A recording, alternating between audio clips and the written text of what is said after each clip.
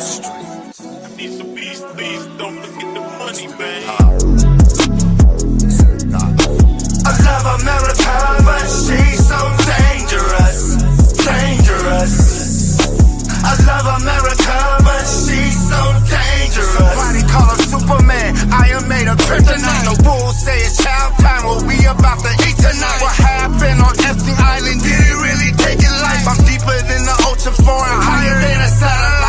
Yes, I am an alchemist, I murder rubble salesman. Walk with no religion, it's the return of the ancient Egyptians. West Coast, California, my family is Riverside. In the Empire, none of us ain't a lullaby. This is where the gods dwell and a lot of mothers cry. You can feel the thunder cry. Choctaw Nation, future chief on the rise. From a different dimension, Star Trek Enterprise.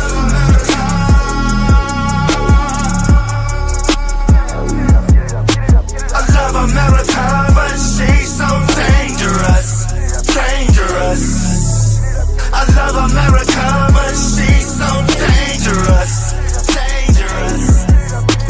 Authentic jewels around my neck, dripping like King Tut. Pop locking on the pyramids, Scotty beat me up. I'm manifested as a god, I in my hieroglyphs. Yes, I am so cold, I can swim in a lava pit. My Father who art in heaven, returning in the mothership. Dropping missiles and bombs, sinking the devil's battleships. Roswell crashes, UFO flying saucers. I'm the rap Captain EO, call me the Sunwalker. I'm the rap Captain EO, call me the Sunwalker. I love America, but she's so dangerous, dangerous. I love America, but she's so dangerous. Rocking with Jason Elm Street. Peace to the God. Real world, they never tell you who at the smoke factory. And no, I'm not talking about people who have a disability. I'm talking about them smart dumb niggas, the motherfuckers who think they know everything.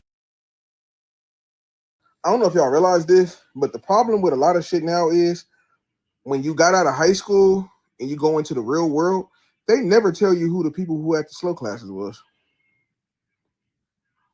And no, I'm not talking about people who have a disability. I'm talking about them smart dumb niggas, the motherfuckers who think.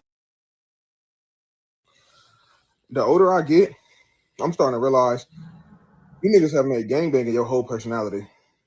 Like, what else do you have to offer besides your hood? Because when a lot of you niggas get pinched, you niggas be calling a nigga like me like, hey, bro, can you get me out? I'm fucked up. Wooty, wooty, woo. You made your whole personality the hood. Like, where you from? And I think that's what's wrong with LA culture right now, too. It's like, y'all made the whole shit about where you from. You don't like, do you like to paint? Snowboard, ski, skateboard, ride a bike, go to the beach, go to the mall. I don't fucking know rocks. Do you like rocks? Because, nigga, I don't know nothing you niggas like more than the set you from. You niggas is putting more on the set than you putting on your rent. Think about it. Niggas is on crib every day, on Bloods, on the red homies, on the dead homies. Groove this, groove that. Feel me? Neighborhood this, neighborhood that. On my mama. On hood this, on hood that. Like, they do your whole personality is gangbanging. And my thing is this. Y'all want to know what's wrong with LA music culture? Your whole dynamic is where you from. Your whole dynamic is gangbanging. Like I get it, but I don't get it. Like, if you use that shit to get, some traction, do your shit, woo-woo. But your whole career is based on that. Like, everything you talk about is based on who got a DP and who getting put off, and niggas is telling, and niggas is Instagram is like the telling radar. Everybody telling, but ain't nobody got no paperwork on them. Everybody listen, bro, you have made your whole life gangbanging. Most of these niggas that I'm talking about is old as fuck. Nigga, I need you niggas to take care of your children, gang. I need to see you niggas have more football games for them kids. Daycare, picking up your kid. I need to see y'all with y'all kids. Niggas is too old. You've made your whole life gangbanging. Guess what? We no longer give a fuck. And some of you niggas is still gangbanging and are qualified for AARP cards. I'm gonna be honest, because I done seen niggas, I'm talking about great everything. Boom, boom. Yeah, nigga, on the set. And on the set, you have a cane. A cane. Nigga. Like, I need you to put more on your job than you do on the block. That shit not making no sense. And no matter where you from, that shit go from here to the other side of the United States. Stop putting more on the set. Stop kicking it always in the hood like that's your whole life. You don't have nothing else to do with your life but sit in the hood and wait to get chipped or wait to chip something and go away forever. Like, we have to stop making our whole personality gangbanging, the whole personality. Like, that's all you have to offer. You don't like to do nothing else, right? Like, nigga, you niggas be the biggest chippers ever. Chip, chip, chip, nigga. You chip everything, huh? Nigga, this shit's starting to get corny as fuck. The older I get, I'm starting to realize you niggas have made gangbanging your whole personality. Like, what else do you have to offer besides your hood? Because when a lot of you niggas get pinched, you niggas be calling a nigga like me like, hey, bro, can you get me out? I'm fucked up. Wooty, wooty, woo. You made your whole personality the hood. Like, where you from? And I think that's what's wrong with LA culture right now, too. It's like, y'all made the whole shit about where you from. You don't like, do you like to paint? Snowboard, ski, skateboard, ride a bike, go to the beach, go to the mall. I don't fucking like rocks. Do you like rocks? Cause nigga, I don't know nothing you niggas like more than the set you from. You niggas is putting more on the set than you putting on your rent. Think about it. Niggas is on crib every day, on bloods, on the red homies, on the dead homies. Groove this, groove that. Feel me? Neighborhood this, neighborhood that. On my mama. On hood this, on hood that. Like, they do your whole personality is gangbanging. And my thing is this. Y'all want to know what's wrong with LA music culture? Your whole dynamic.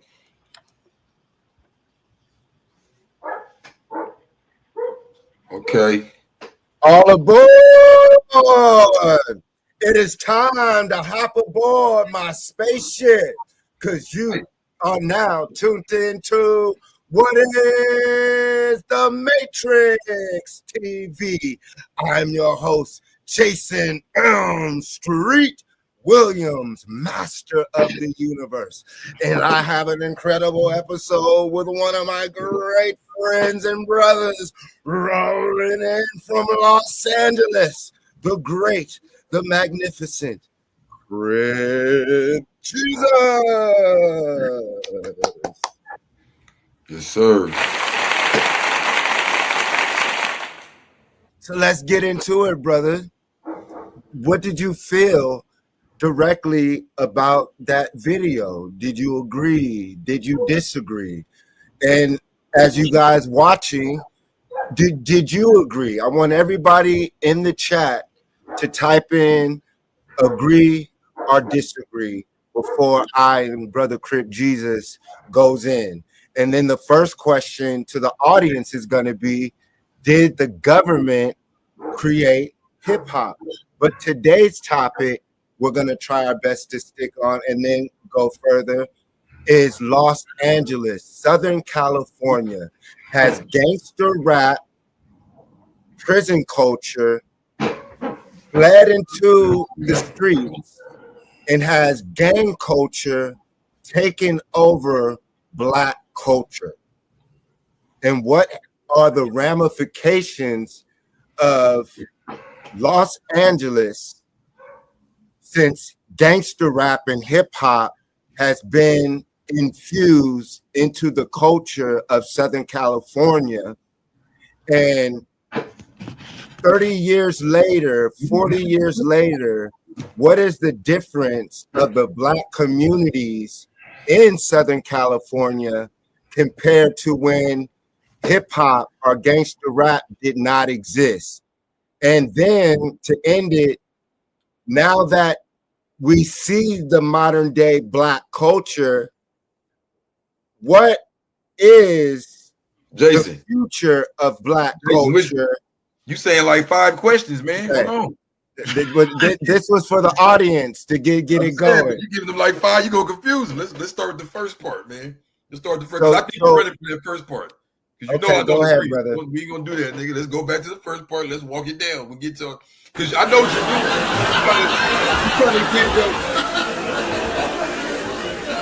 doing. You're not slick, bro. I see a lot of Black people do that. That's not you trying to give your rebuttal in your question. I hate when, but that's my biggest pet peeve. State the question. Let the people answer. Let's break it down. Let me give my side. You give your side. Let people side. Don't try to put the rebuttal and convince them in the question.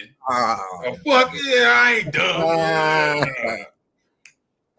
I love you.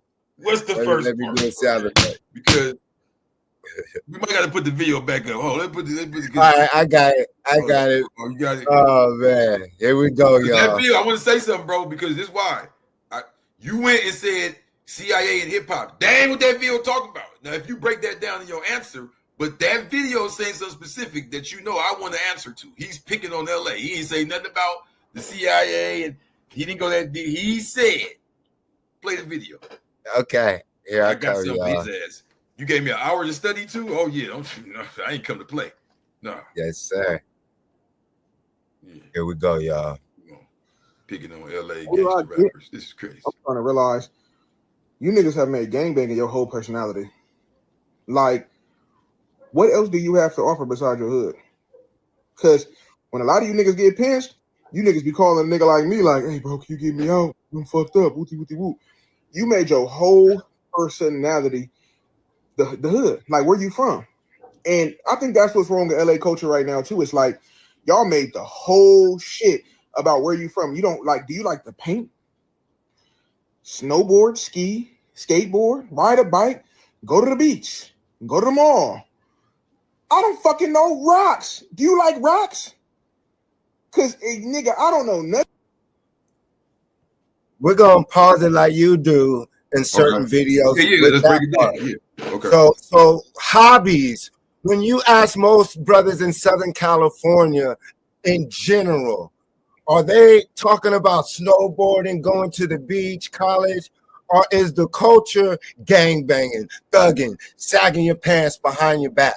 What is the overall culture for black people or black men in Southern California, Crip Jesus?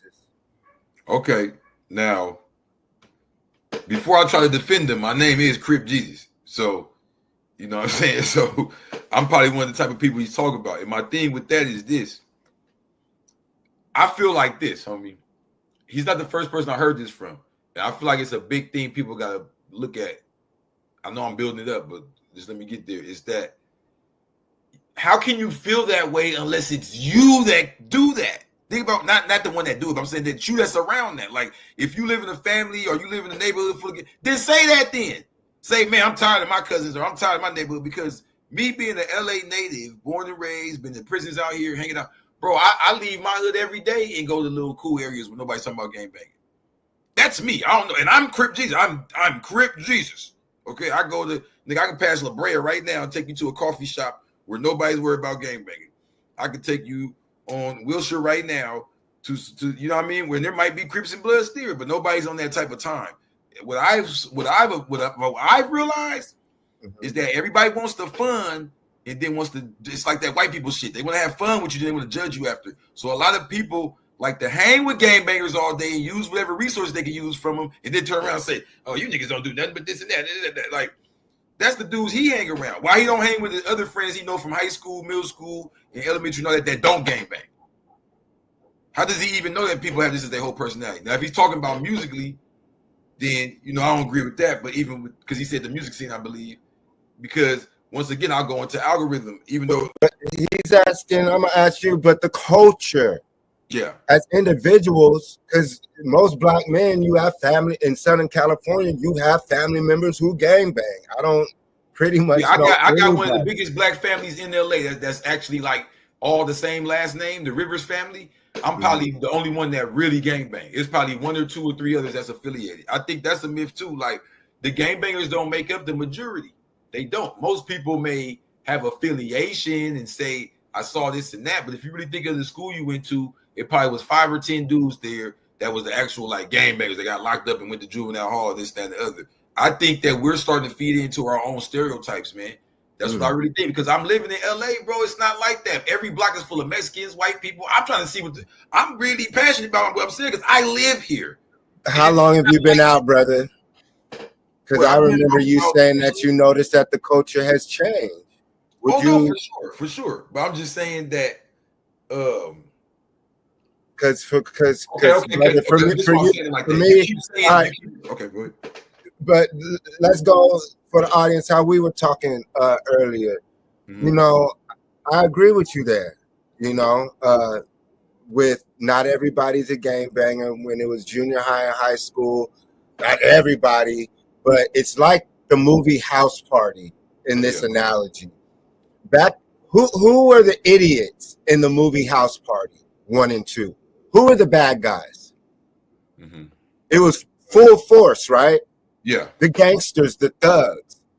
So for me, watching Kid and Play, you know, the House Party movie was making fun of the thugs and gangsters. Yeah. And now the kids who are effing around in school, gangbanging in school, those kids used to be laughed at. Those were considered the idiots who you did not want to be like, right? For the most part. I can't say right to that. I did not. That was not my experience at all. Okay, I hear you. So for the most part, those kids who ditched, gangbang, those were not the people you wanted to be. But no, look what you did. No, look, I'm very smart. Let me end up. So basically, hold on. Let me finish the analogy. You just put ditch with gangbang. In my experience, a lot of the gangbangers was the dudes that was playing on the football team and stuff. Like, you're trying to lock in the gangbangers with the degenerates. What I'm saying is that the thug and gang banging, that wasn't cool up until recently.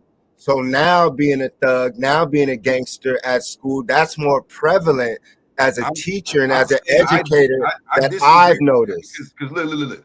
But look where you educate at. We're talking about, he's picking on LA. In LA, the baby mamas I have sex with, their kids go to schools full of Mexicans. They're not gang banging at all. They're not. No, but Southern California just recently became super Mexican. Bro, Inglewood. It's all Mexican. But that's an excuse, brother. Schools. That's an excuse. I'm a teacher. I'm a teacher, and I would say that's bullshit. I don't disagree with what you're saying as far as in maybe schools in Southern California as a whole, as LA, and everybody's watching the TV trying to imitate. But in LA, because he's talking about LA, that's why I was so passionate. I was being specific. He's talking about LA, and he sounds like, I hate to say it, he sounds like the typical LA rapper who can't get on, that goes straight to saying, LA rappers all gangbang. LA rappers, that's the first thing they say when they can't get on. It's because everybody can't. No, nigga. Because I got a list right here of a gang of LA rappers that didn't gangbang and got on in current times. I'm not talking about ancient history. You know? Let's go to it. Would you say the majority of rappers are affiliated with gangs? The majority, not all. Yep. Would you say in order to be a famous rapper, the majority of the time, it has to involve some type of street gangbanging thug, one of your songs? I think it's the opposite. I think for years, popular rappers hid their gang affiliations. Like, I can name these people. Jeezy was a Crip the whole time. Nobody knew. They actually took his record and made him take Blue Rap. Jeezy brought in the gangster rap to Atlanta, brother. The trap music, the trap anthem, brother. You cut me off right. I was finna drop the bomb. That's why you do that. Def Jam Records. He was talking. You said he brought it, right? He was saying "cuz" and Blue Rag in his record. Did you know that? And Def Jam made him take it out, bro. So I get what you're trying to say, but facts is facts, homie. These dudes was bangers who they was making take this shit out of their records at the time. You feel what I'm saying? That's bro, what I'm saying is not a lie. I couldn't even name the songs, bro. That dude said, "Eight's up, A-Town down, peace up." He says, "Bouncing through the club with my black flag." In the original version, he said, "Bouncing through the club with my blue flag, my blue." He's from Mactown, Gangster Rap. Def Jam made him take that out. They said, "Nah, bro, because this is what nobody want to listen to. It's not LA, homie. Each city." Wait. Hold up. No, because they can only be with trap. Let me finish it. Who influenced Young Jeezy, brother? I was there. All my albums that I could grab right now were done at Fat Effects, John L. Lankerston. And if anybody in the music is really in the music industry on the West Coast, and you had an album pressed up, you got it pressed up at Fat Effects. So I used to see the BMF brothers. It was Jonell at Fat Effects who put on BMF, bro. That's not what we talk about. But what I'm saying is that Big Meech, but what I'm saying, Big Meech and Blue Da Vinci used to be up there, and Blue Da Vinci, that's the recipe of Young Jeezy. And regardless of gangbanging, Young Jeezy brought gangster rap. But you're making an excuse for gangster rap culture.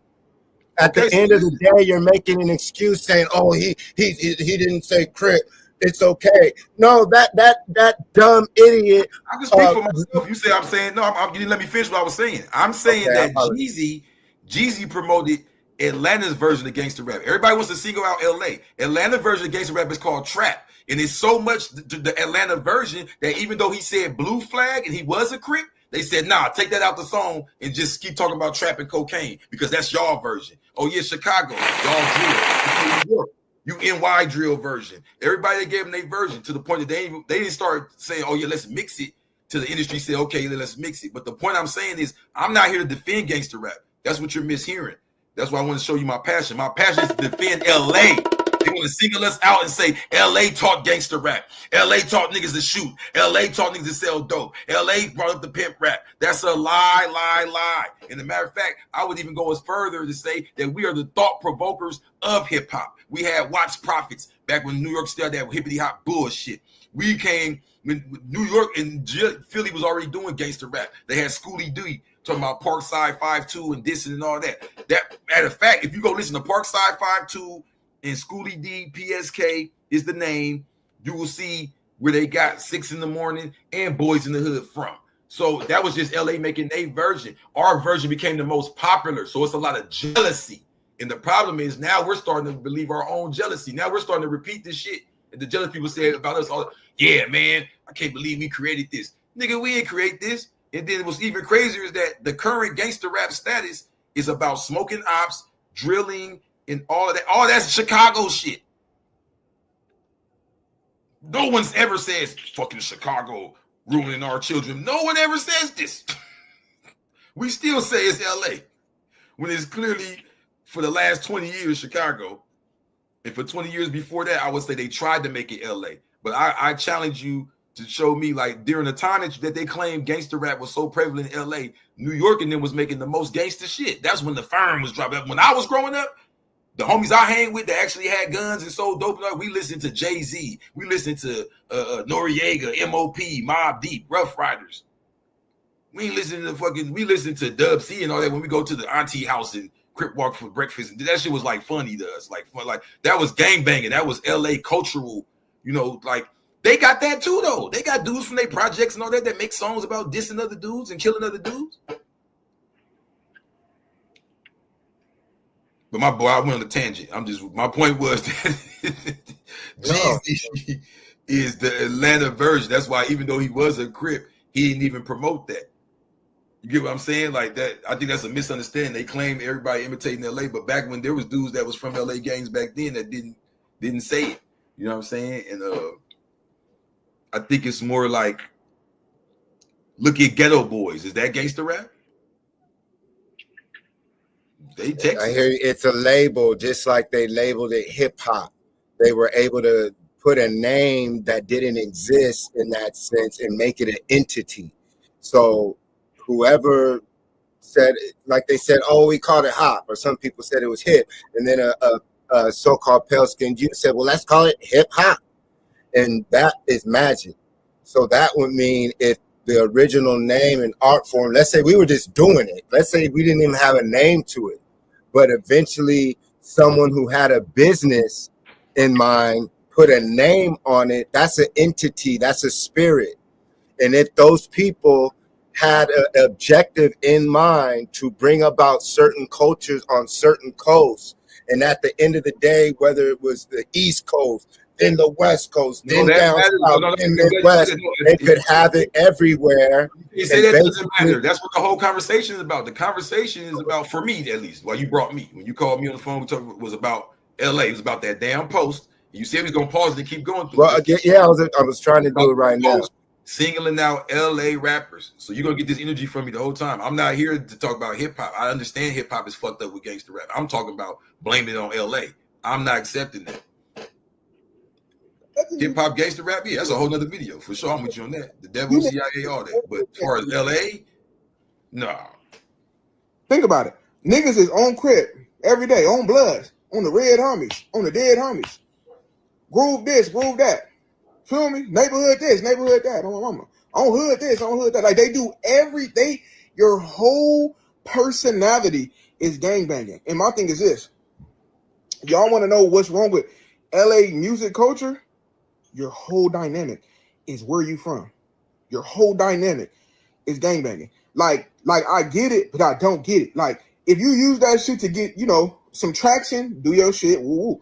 But your whole career is based on that. Like everything you talk about is based on who got a DP and who getting put off, and niggas is telling, and niggas is Instagram is like the telling radar. Everybody telling, but ain't nobody got no paperwork going on. Everybody listen, bro, you have made your whole life gangbanging. Most of these niggas that I'm talking about is old as fuck. Nigga, I need you niggas to take care of your children, gang. I need to see you niggas have more football games for them kids. Daycare, picking up your kid. I need to see y'all with y'all kids. Hey, I guarantee you made your whole life gangbanging. Guess what? We no longer give a fuck. And some of these niggas are still gangbanging. The only people you ever hear talk like that is the ones that's doing it, bro. Because the rest of us are living regular life. I'm in LA. Would you say so you're disagreeing with them that the gangbang culture has influenced the black community and that has contributed to single fatherhood, prison, jail, miseducation, and being a gangbanger is popular now? It's pop culture. You're disagreeing with that, brother? You gonna let me answer? Look, I'm disagreeing with him saying that's not what he talking about. I don't know why you keep going there with it. He talking about LA rappers and LA dudes. He's not talking about the whole culture. He talking about LA. And I'm saying for him to say LA rappers, their whole personality is the dead homies on the blue, on this and that. That proves to me that that's what he listens to. Because I listen to LA rap, bro. I live on 35th and Western. I listen to LA rap all day. I'm surrounded by LA rappers. I hang around them. We got all type of different rappers. The problem is people listen to gangster rap. No, not even gangster. People listen to gangbang rap. They secretly listen. This is y'all secret. This is y'all little secret thing y'all don't like to admit. It's the shit y'all listen to when y'all not on these lives. And y'all come on the live and say, this is all y'all make. Because y'all not listening to the niggas that make all the other good shit in LA. Y'all on that. Not us. Y'all on that. Y'all on that. I just dropped Blue Tang. Niggas that say, niggas ain't got no Blue Tang. I'm just saying, like, bro, niggas choose to listen to that shit, bro. And then they try to get mad and judge. Bro, I got home. First of all, my hood, one of the most popular hoods in LA right now. I got homies that spit. But they're going to listen to 4 extras before them. They're going to listen to, bro, it's what the people choose. This shit ain't got nothing to do with the bro, come on, man. Like, I hear niggas, but they always got to speak in general. When I get to saying names and dates and real shit, they can't deny it. Because the facts is the facts, bro. What's that shit called? Where all the rappers and shit be. Project Blow. That's in my hood. But if they put it, but there's videos on YouTube that say Project Blow. Do hip hop heads type in Project Blow? What they do? They type in 4 extras, bro. Let's tell the honest truth. When I get in the car with my homies that don't bang, that I think is gonna talk about Project Blow, the new Medusa project, and Planet Asia, you know what they talk to me? They say, what's up, off the bat? That's what they say when I get in the car with my homies that don't bang. Not my homies that don't bang, Jason. Let's talk about that. Why is it the niggas that don't bang so obsessed with the shit? That's what I see in Cali and outside of Cali.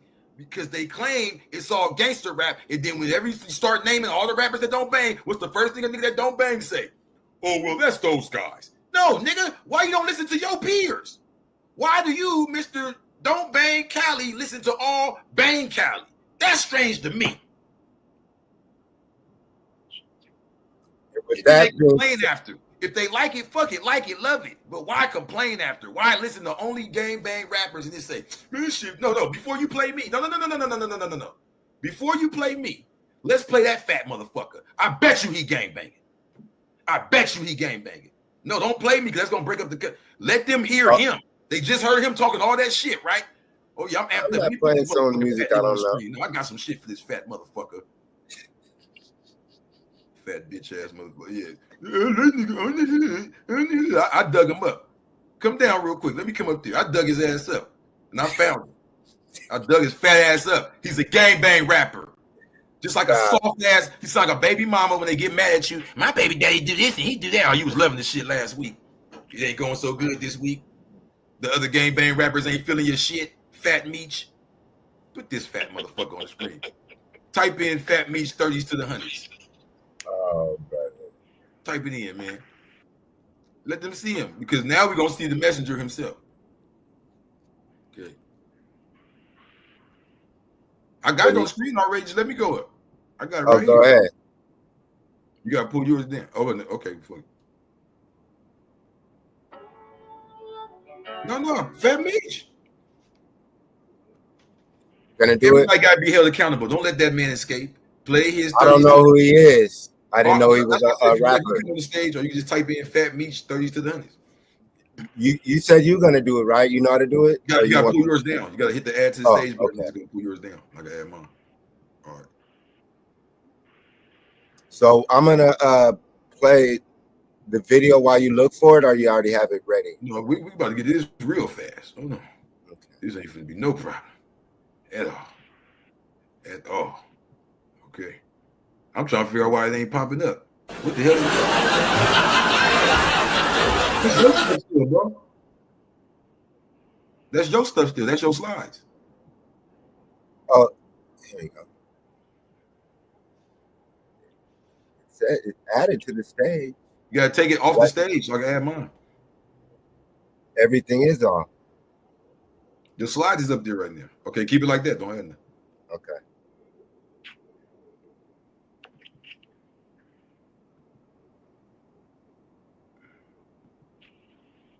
What the fuck?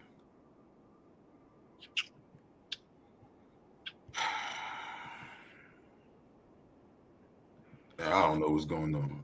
What screen is this?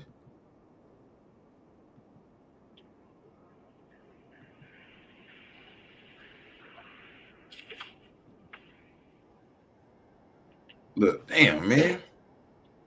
There's one called Fat Meech Fight for Your Life. Oh, no. I know what it is. I don't know what's going on with the damn screen right now.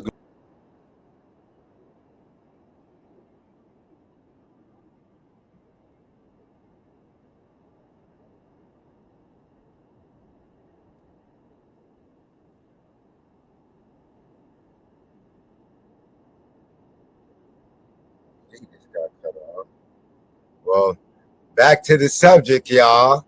So basically, what do y'all feel watching this? I'm gonna try to get to share the video that we've been replaying.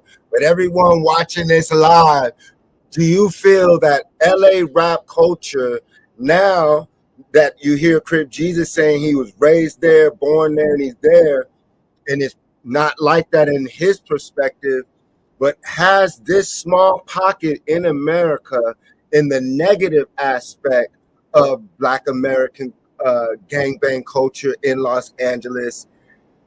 Who has popularized that? And has it gone to a worldwide stage, like Crip Jesus was saying, that has influenced the world to embrace the most negative aspect of the most degenerate culture? That I got his ass right here. That isn't a reality. I got his ass right here. Mm-hmm. And they do it because Los Angeles is our epicenter, y'all. I would even go as far. He might be even paid. He might even be getting paid to say this shit, because why would he say that? Look at the video, Jason. Jason, look at the video. Does that look like the video of a guy who was just saying what we were just watching? I thought he said we made banging in the whole personality. It's like that's what he does. Maybe it didn't work. Maybe his views didn't go like he thought, so now he's mad. See, sometimes you gotta check the messenger.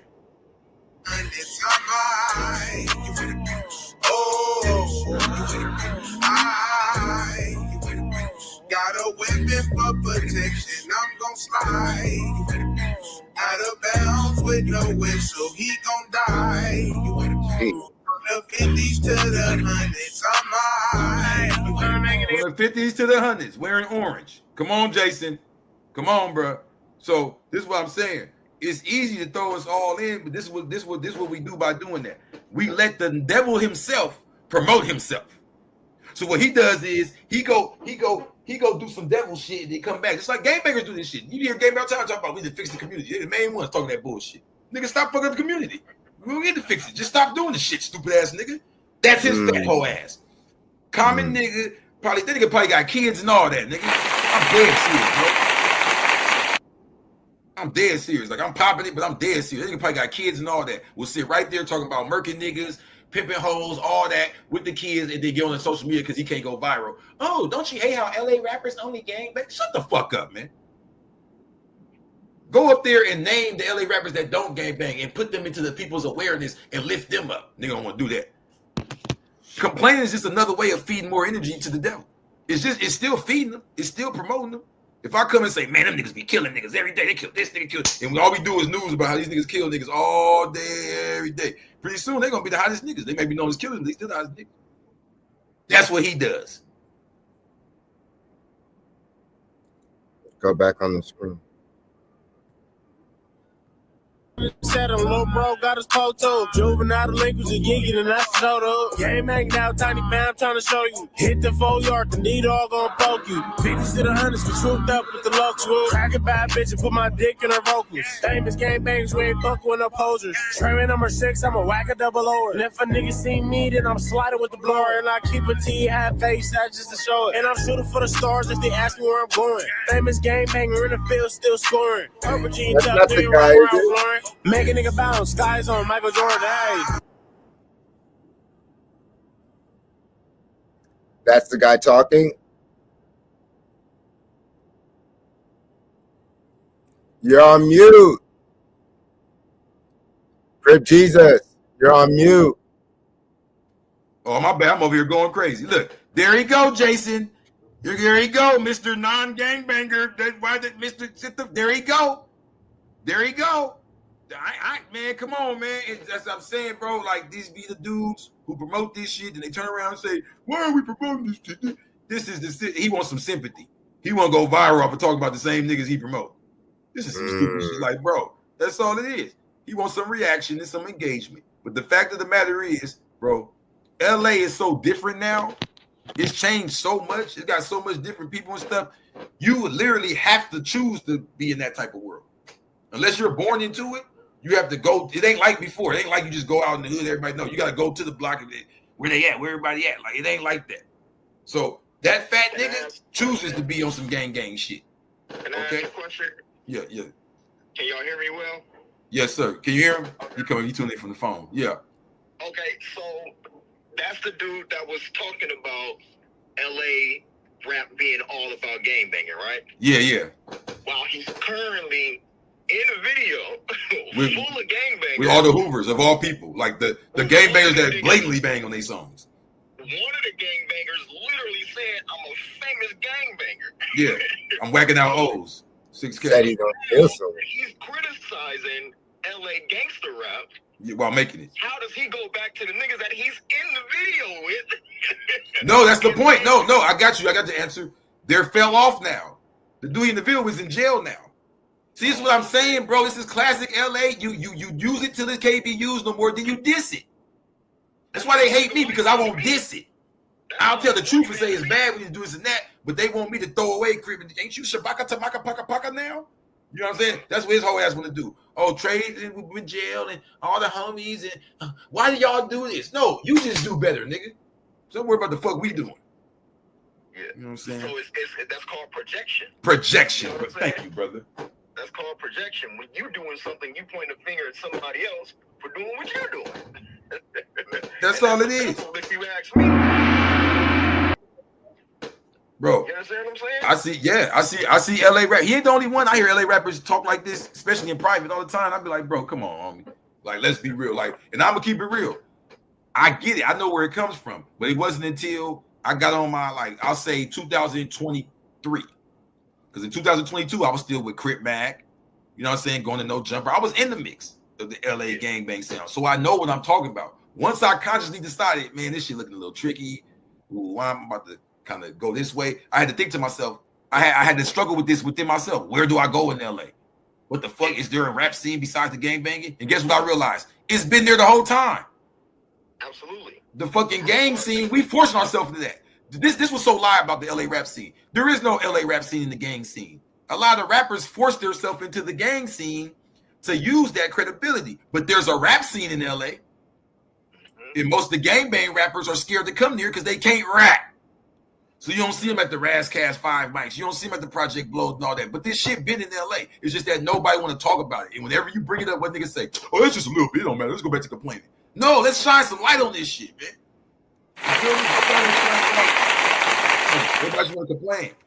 You feel what I'm saying? Absolutely. That's easier to do. It's easier to complain than do anything else. We got Tyler the Creator, Hit Boy, Draco the Ruler. Let's say Draco the Ruler, because some people may say, well, I don't like Tyler. Okay. Well, Draco was considered part of the whole criminal, street underworld hip hop scene. Yeah. Oh, well, there's tons of them though. Absol, Vince Staples. I mean, come on, we can give countless examples. So I don't get even Ice Cube, the biggest one. Ice Cube. He wasn't gang banger. He was trying to redefine gangster and make it political, make it mean like, yeah, gangster, stand up against the politics, fuck with Farrakhan. Ooh, like, come on, that was the whole point of what he was pushing. I guess it went over niggas' heads. Yeah, absolutely.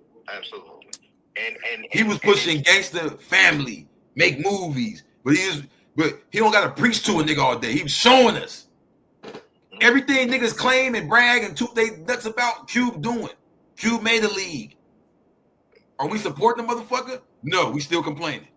I said I want Ice Cube to have his league when we have the land and have our stadiums, and we don't play at the staple arenas in the Madison Square Gardens. I feel that Ice Cube is a great example of what we will have on our land. So when people come to see the best athletes in Southern California or Riverside, Thunder Rock, let's say the Washita and Choctaw Indians versus the LA Choctaw and Washita. And you got to come to see those brothers and sisters play on our land. So basically, we're going to build wealth through our sports. That's really what we did when we would settle wars and battles, like rap battles and sports battles, and we start betting on that. So instead of the slot machines, we don't play in the NBA, NFL, their rap leagues and all that, and we only have that on our land. All the other races will come to our land to see us perform, to see us play basketball, rap, sing, music. We'll have restaurants, we'll have businesses, fresh food. That's the idea. So I agree with that. But still, it brought up a great question, a dialogue that we're talking about. But then it brings up the question of, I agree with you with 100%, but then there's the other side of people who say Jay was Ice Cube, CIA, and brought in. But I bring up, Jesus brings up a great point. Compared to, let's say, Ice Cube and Snoop Dogg, did they both redeem themselves with what they've done? Well, Cube and Snoop, I feel, are completely different. Cube was always pushing the political thing. Cube went on to make movies. Then from there, he evolved to Are We There Yet? He evolved with his albums. I remember he started, after a while, it got more political, right? Snoop, no. Snoop is exactly what I'm talking about, by the bullshit. Snoop came with the pimp shit. When I was growing up, Crips wasn't pimps. Crips used to actually beat up pimps and rob them and tell them, get the hell out of here.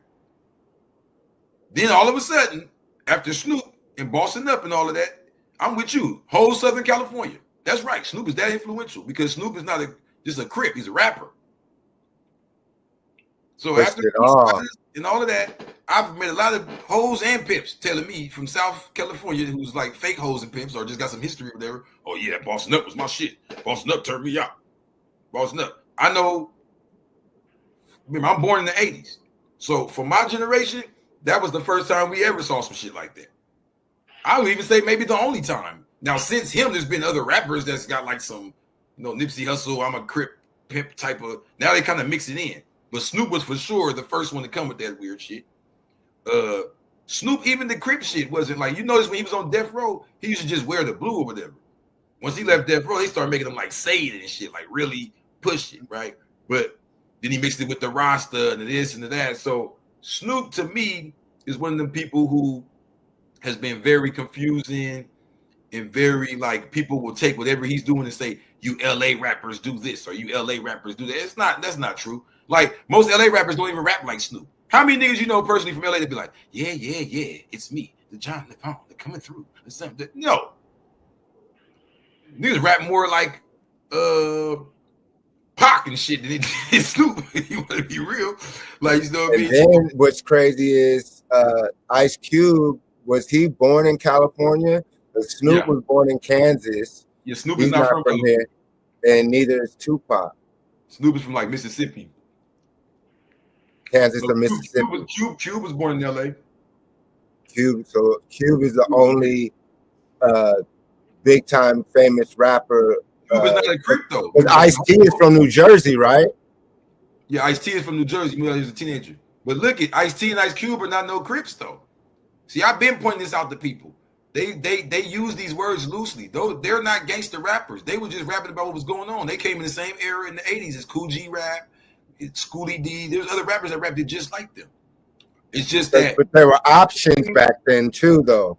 No, I'm saying once they came with the program, like you said, Gangster Rap, 91, because they gave it a name. Once they said 91 magazine article, the Gangster Rap. Like once they gave it that title and packaged it up as a package, LA was the chosen.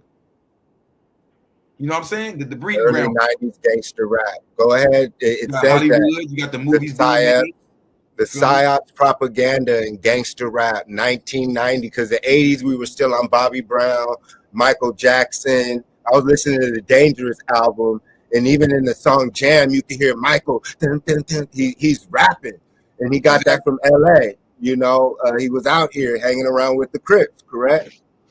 So that's interesting. So Ice Cube is really and Eazy-E, and they killed Eazy-E. Do you feel that what is your opinion? Do you feel if Eazy-E was alive today, gangster rap would have taken a different direction? Because like Ice Cube started, like you said, he had Farrakhan, he had Khalid Muhammad, even though Khalid Muhammad said that Ice Cube distanced him because of the record label, which I can understand if you wanted to make a global impact to where he's at now, because they shot Khalid Muhammad at UCR, which is Riverside, University of California, Riverside. You guys look it up. That's where they shot Dr. Khalid Muhammad. They tried to kill him there. But Ice Cube had to distance himself from the Nation of Islam. Do you feel that was necessary, of course, to get to the level he's at? And we shouldn't call Brother Ice Cube a sellout? How do you feel with that compared to the LA rappers currently? I thought the question was about Eazy-E. Okay.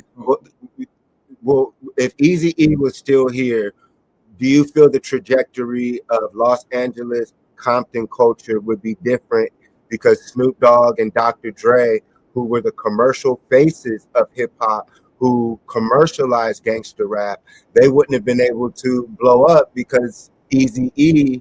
Man, why you always putting your answer in the question? Oh, okay.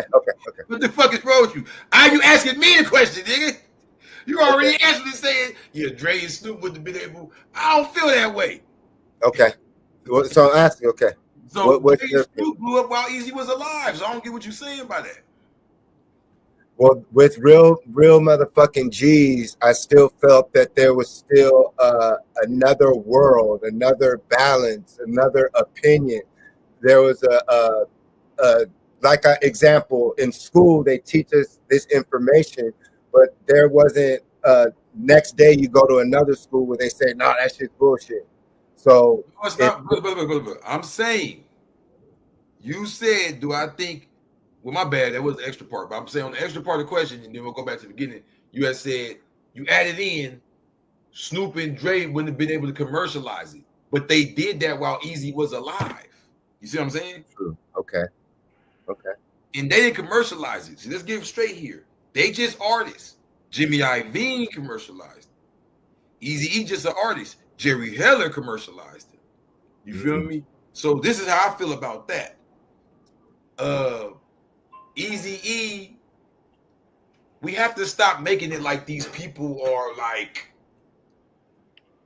you know, I know it looks like they're on the screen like, yeah, I'm this guy, but this is a product put together. Somebody wrote the lyrics, somebody else made the beat, somebody said, you get what I'm saying? He's imitating Schoolie D. 5 in the morning driving down my door. To us it sounds, oh, that's so hard. Ooh, man, he real. But little dude niggas know that's from a song in Philly, bro. I can play the song right now if you want me to.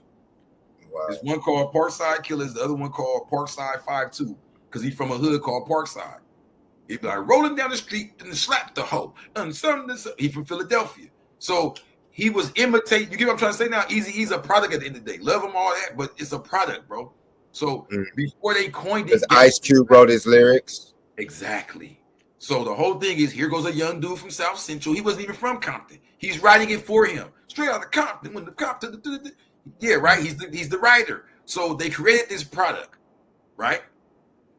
Somebody in the comments of my thing said product of their environment. No, that's not what I'm talking about. No, it's not what I'm talking about. You're a product of their environment that was created by the white man to project onto you. How about that? His environment before wasn't like this environment now. They want us to think that, like, yeah, back then it was holes every corner. No. It was morphing into that. So this is what they do. Jerry Heller is the one. If I had to go into all the deep CIA shit, I wouldn't think Eazy-E was like, I wouldn't go that far. Like Eazy-E was born from it. His grandfather was really from this country. I wouldn't go that deep. I would say it was Jerry Heller is the agent in this case.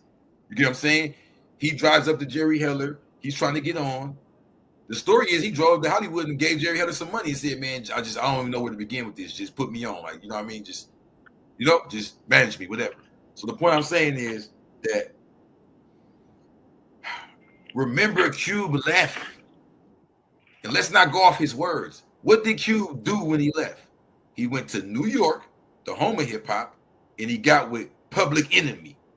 Some brothers like what you talking about. Real Consciousness, Real Nation, Really Connected. That's not by coincidence. He was making a statement saying, man, without snitching, like, but he did make the song, y'all getting fucked with no Vaseline. We want to take it as a metaphor. I think he really meant that. I think they were over there getting their cheeks took. He was trying to expose the Diddy shit going on back then. You feel what I'm saying? You claim you a gangster, but you moved to Riverside. Right? So Riverside. No, but even with that, what he's pointing out is this. I know MC Ren stayed down the street. But I'm saying, but look what he's pointing out back then. Now we know the truth. Back then, the kids was thinking that these niggas still lived in their hoods. They was teaching them like, yeah, go shoot to this, go do to that. Like, you know what I'm saying, bro? You're like this the way it is now, where you're like a rapper still in your hood, and you go viral, and you go shoot somebody, and they go make a song and come back. They was trying to make it like that back then. It just wasn't working yet. That's why I won't let LA get the blame, because I'm like, bro, they tried it with LA. They made the Bloods versus Crips soundtrack. They did the movies and all that. It fucked the city up and all that. But the Unity one. But the one that got everybody saying the same thing, if you ask me, is Chicago, bro. I feel like they tried with LA, but Chicago's the one where it's like, bro, it took to a whole nother level.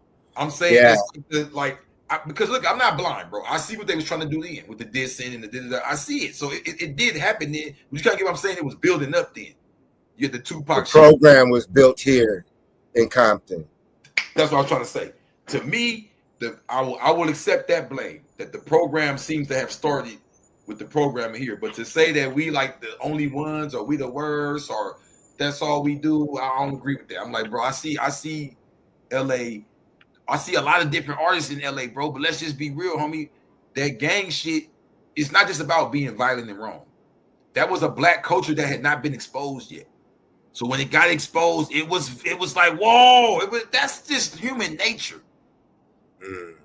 Whether it was the CIA or not, it was human nature to see a culture. It's a lot going on. That's how we feel about gangs were created by the CIA.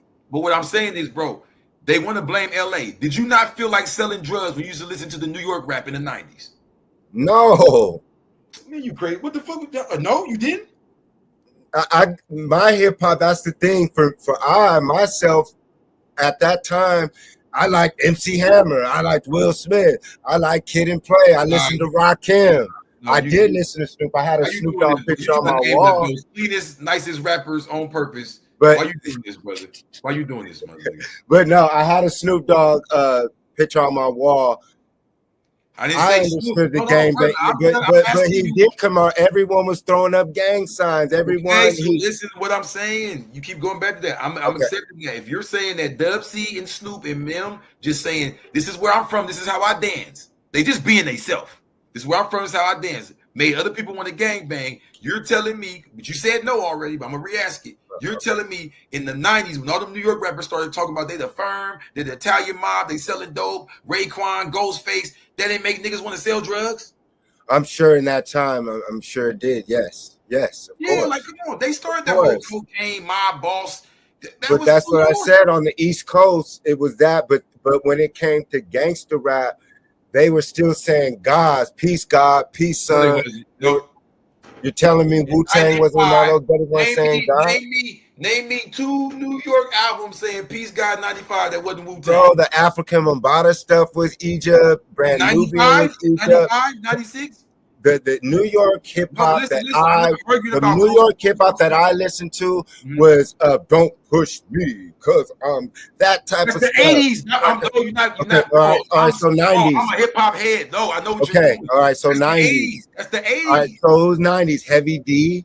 In the 90s, they was making gangster rap with us. Oh, you're talking about Nas, like you said, Noriega. No, MOP, Mobb Deep, Rough Riders, Biggie, Onyx, Big L. Like, what are you talking about, bro? Yeah, like, Big L was their killer. Yes, correct. It was definitely all gangster rap, but without the label. Correct. Yes. But still talking that negative, but we're keeping it on the subject of LA. I'm going as far as to say that they had an influence. That's what I'm saying. Like, because like I said, I'm not denying nothing you're saying, even though I'm getting a little aggressive. I'm just defending LA. I'm saying that that is true. But guess what? The New York rappers, they started making like how we started making everything about where we from and the hood and all that, which is let's be honest, like you said, that is the culture in Southern California. They started making it like, yo, what up, Poppy? Where the scale at the beginning of the track and shit? Like, what the hell? Like, they made it to where it's like the whole world is selling drugs, and there was a lot of people listening to them felt the same way. I agree, and it influenced them. Same thing with New Orleans. I'm sure all of New Orleans is in Juvenile, Lil Wayne, and all that. So at the end of the day, when we look at then the top rappers coming out, were they all pretty much CIA agents, except for the ones who kind of left to the movies and got pushed out? And are the rest of the ones who were left after the 90s, are they all government agents? No, their handlers are. It wouldn't work that well if they were the actual agents. You see what I'm saying? Well, an agent comes amongst the people, the handler is in the background, and they report to them. I'm saying they live in the mansions and hills. Well, what I'm trying to say is, so before Rick Ross, a lot of those rappers, they were CIA agents, bro. No, because a CIA agent is someone where it's like you're trained up in it, or you join the CIA, they sent you on the mission. I'm not saying none of them. The mission is to be a rapper. We're gonna make you famous. We're gonna blow this up. I'm not gonna say they just completely not. I'm with you on that, Jason. I ain't on no square shit. Like, no, none of the rappers are CIA agents. No, there are a gang of rappers who are CIA agents. Believe it or not. But what I'm saying is, for it to really work, just people. I'm saying, G-Body taught me this. For it to really work, would you just want your agents, or would you want one of them who you can work with? You see what I'm saying? One of the ones born and raised from the actual shit that I can work with. So I'm not knocking what you're saying. I think they're working with them. You get what I'm saying? Like a Jay-Z, born and raised in Marcy Projects. Now he got Rock Nation. The leader of Rock Nation is some CIA agent bitch that snitched on the cartel. It's obvious right in their face. Like I see it. But do I believe Jay-Z went through the training regimen and joined the CIA and all that? I believe he don't have to. If you're influential enough in your space, we can use you. You see what I'm saying? You can join with us in that way. If that makes sense, what I'm trying to say. Like, I'm not trying to say. Yes. I agree. So let's get to that other video. We still didn't finish it, y'all. Okay.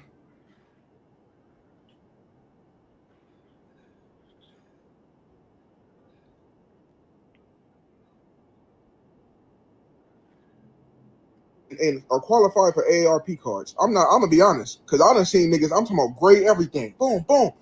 Yeah, nigga, on the set. And on the set, you have a cane. A cane. And I had to say something real quick. Remember, Set is who? A deity in ancient Kemet, Tamare, Egypt, which now is called Satan. But remember, those are temples, like in your brain, Osiris, the devil and God. One in one temple, the other in another temple, and you in between. So when they do say Set, you know, it's marking the material world, like in a race. It mark, set, go. So always remember, Egypt and Kemet is always intertwined. Same with, let's ask Crip Jesus before we get into it, Crip and crippled.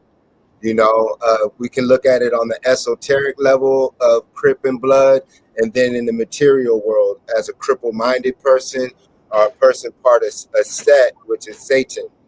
So let's go on.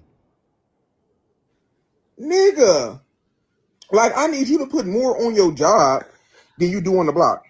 That shit not making no sense. And no matter where you from, that shit go from here to the other side of the United States. Stop putting more on the set. Stop kicking it always in the hood. Like, that's your whole life. You don't have nothing else to do with your life but sit in the hood and wait to get chipped, or wait to chip something and go away forever. Like, we have to stop making our whole personality gangbanging, a whole personality. Like, that's all you have to offer. You don't like to do nothing else, right? Like, nigga, you niggas be the biggest chippers ever. Chip, chip, chip, nigga. You chip everything, huh? Nigga, this shit's starting to get corny as fuck. The older I get, I'm starting to realize you niggas have made gangbanging your whole personality. Like, you're starting over. You have to offer, but maybe you're influencing this brother to call it out, and maybe he's changing his life. How old was the video? I'm playing devil's advocate because you're influencing people, brother. Just like you said not too long ago, you were making videos and music talking about that. You were, you know, so maybe your influence is helping these brothers, man. I have a certain method I use, because here's my thing. You'll never see a video of me talking like that. Maybe a clip or something, I don't know. But the thing is, like, you gotta peep the nuance in which he's saying it. Like, even when you say he's like not part of it, and I'm glad you did that, by the way.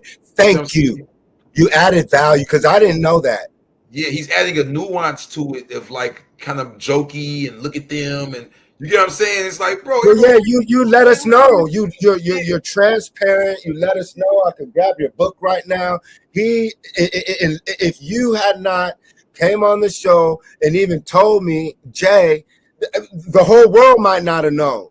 Yeah. So that's why it's imperative to have boots on the ground, like Brother Crip Jesus, in certain sectors, because we get lost in YouTube, we get lost in yeah.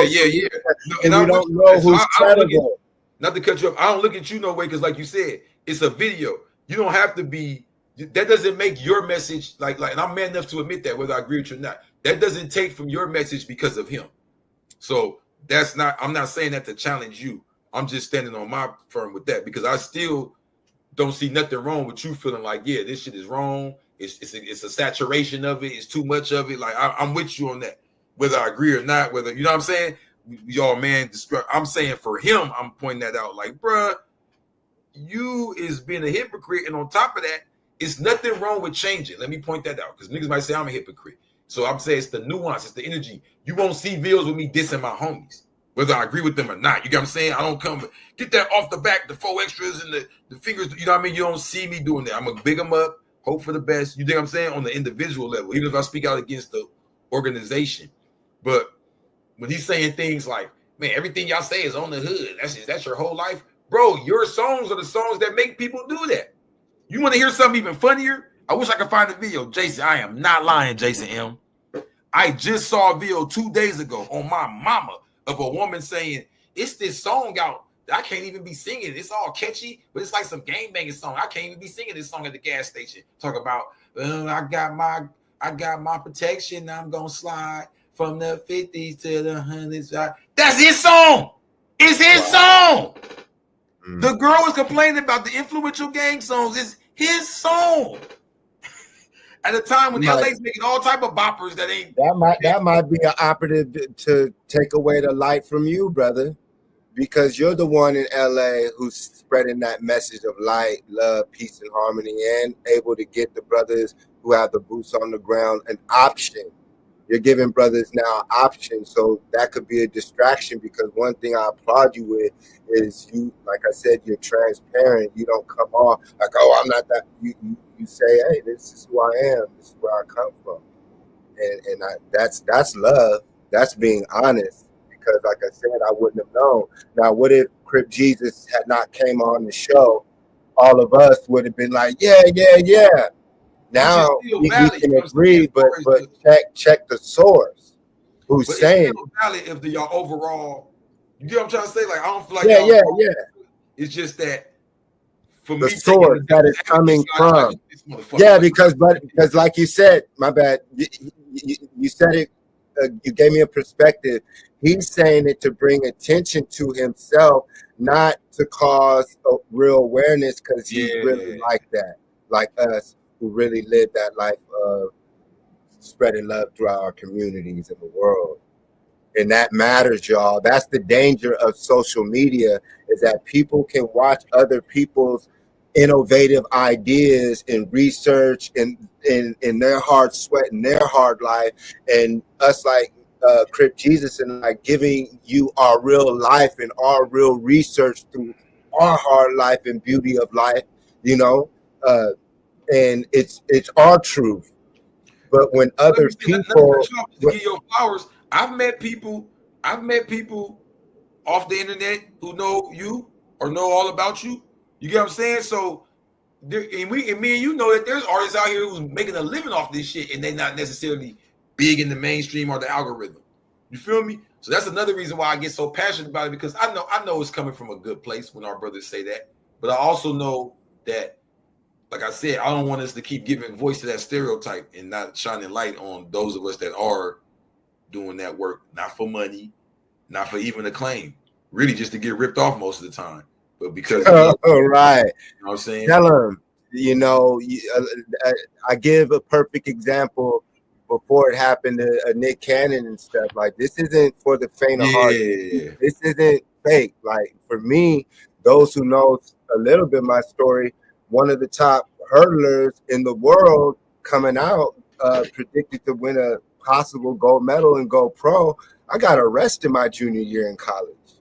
You know what I'm saying? I had some racist ass cop mess up my life.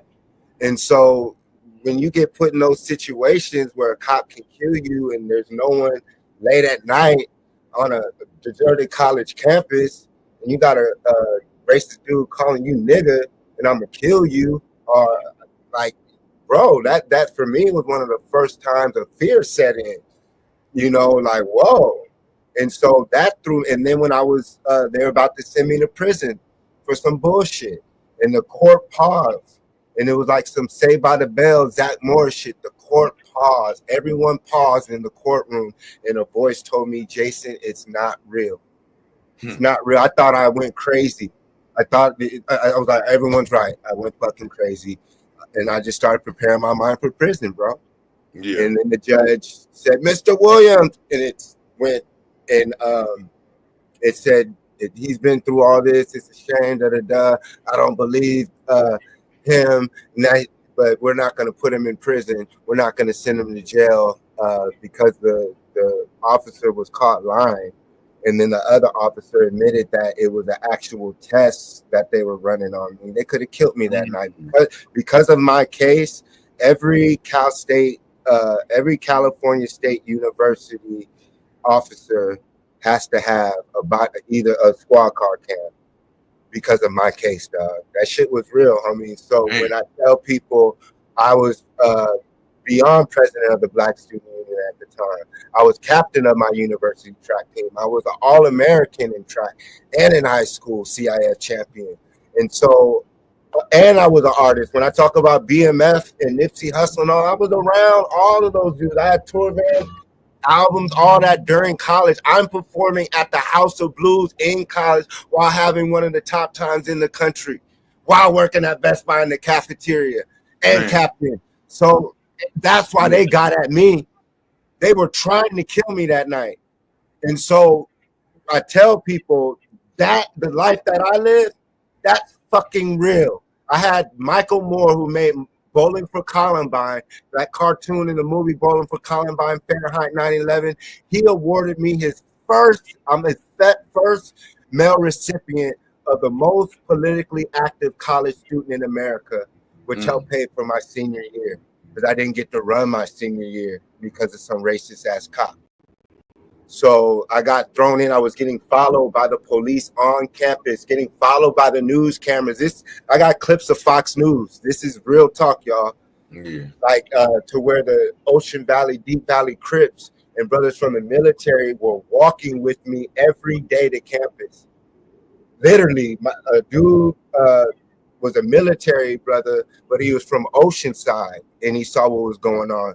He had the Crips from Oceanside walking with me campus to campus. This shit was real, dog.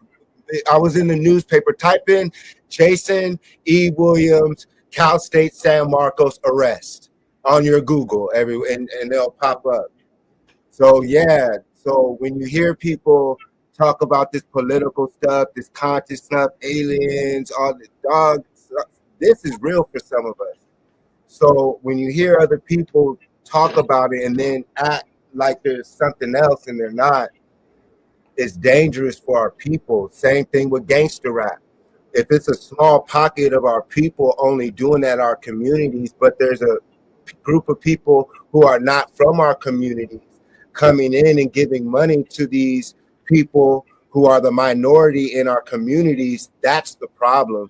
Who has these platforms to give the gangbangers an anthem? But we don't live in that era now, meaning that they do have the control to a degree, like they can boost up the streams and all that.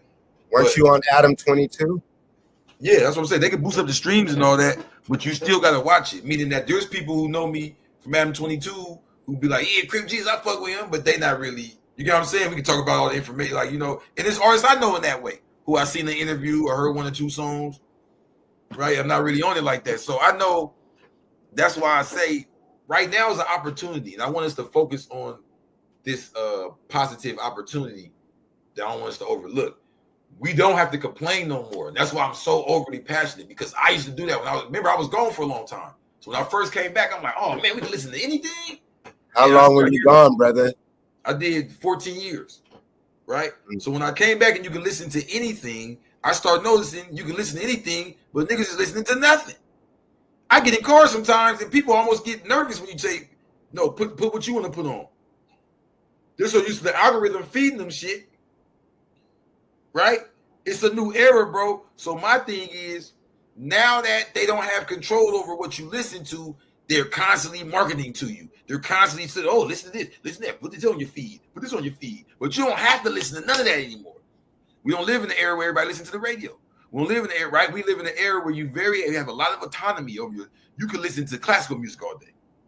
You can listen to motherfucking birds chirping, sounds of the wild all day. How do they find the rappers and artists like you're speaking of if there aren't any platforms in the mainstream where people can find these artists if the algorithm is still controlled? That's the point. That's the point, bro. That's the point of people like me and you. That's why I'm gonna name these rappers. With people like me and you, we the devil to the algorithm. See, the algorithm, they type in Crip and see me. What the fuck? We're supposed to be learning about the devil and pimping hoes and all that, right? So what did I prove by doing that? I proved that the problem ain't the white man, it's you, nigga. You typed in Crip and saw me and got mad. Why you got mad? He ain't killing nobody. He ain't pimping nobody with it. Oh, that's what you was looking for. Caught your ass. You was looking for the devil and found God and got mad. But they don't want to admit they was looking for the devil. Hey, I be seeing on TV. There's a thing called that. How can I get in there? Oh, man. Right? So all I'm saying is, I can admit, bro, there's plenty of artists who are considered gangster.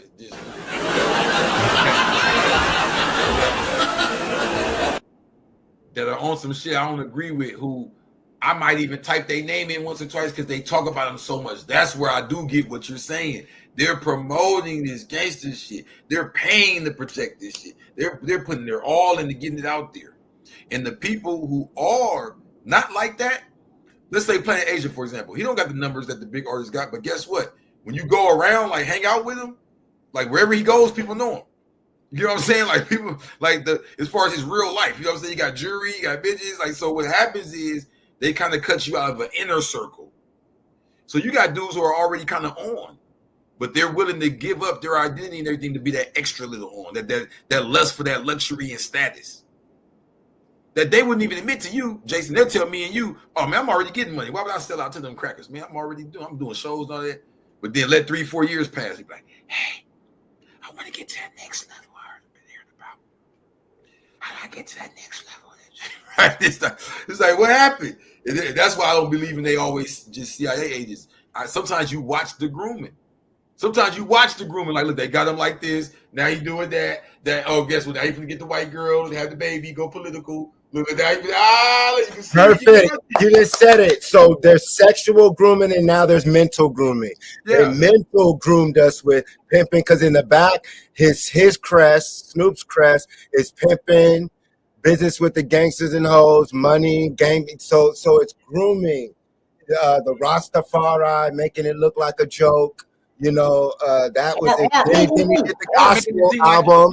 Or making it seem like you could be Rasta, the dreads and the weed. It don't contradict the gang. Well, that's when they brought in Lil Wayne with the gang. Yeah, that's what he did. Him and Lil Wayne, that was an operative because when they brought in Lil Wayne with the dreadlocks, it made it popular. 10, 20 years ago, having dreadlocks was considered weird in America. It was not an acceptable trend. Or you was so down with the Rasta. You had dreadlocks back in the day. People were like, yeah, you was either Rasta or you was just a deep ass nigga.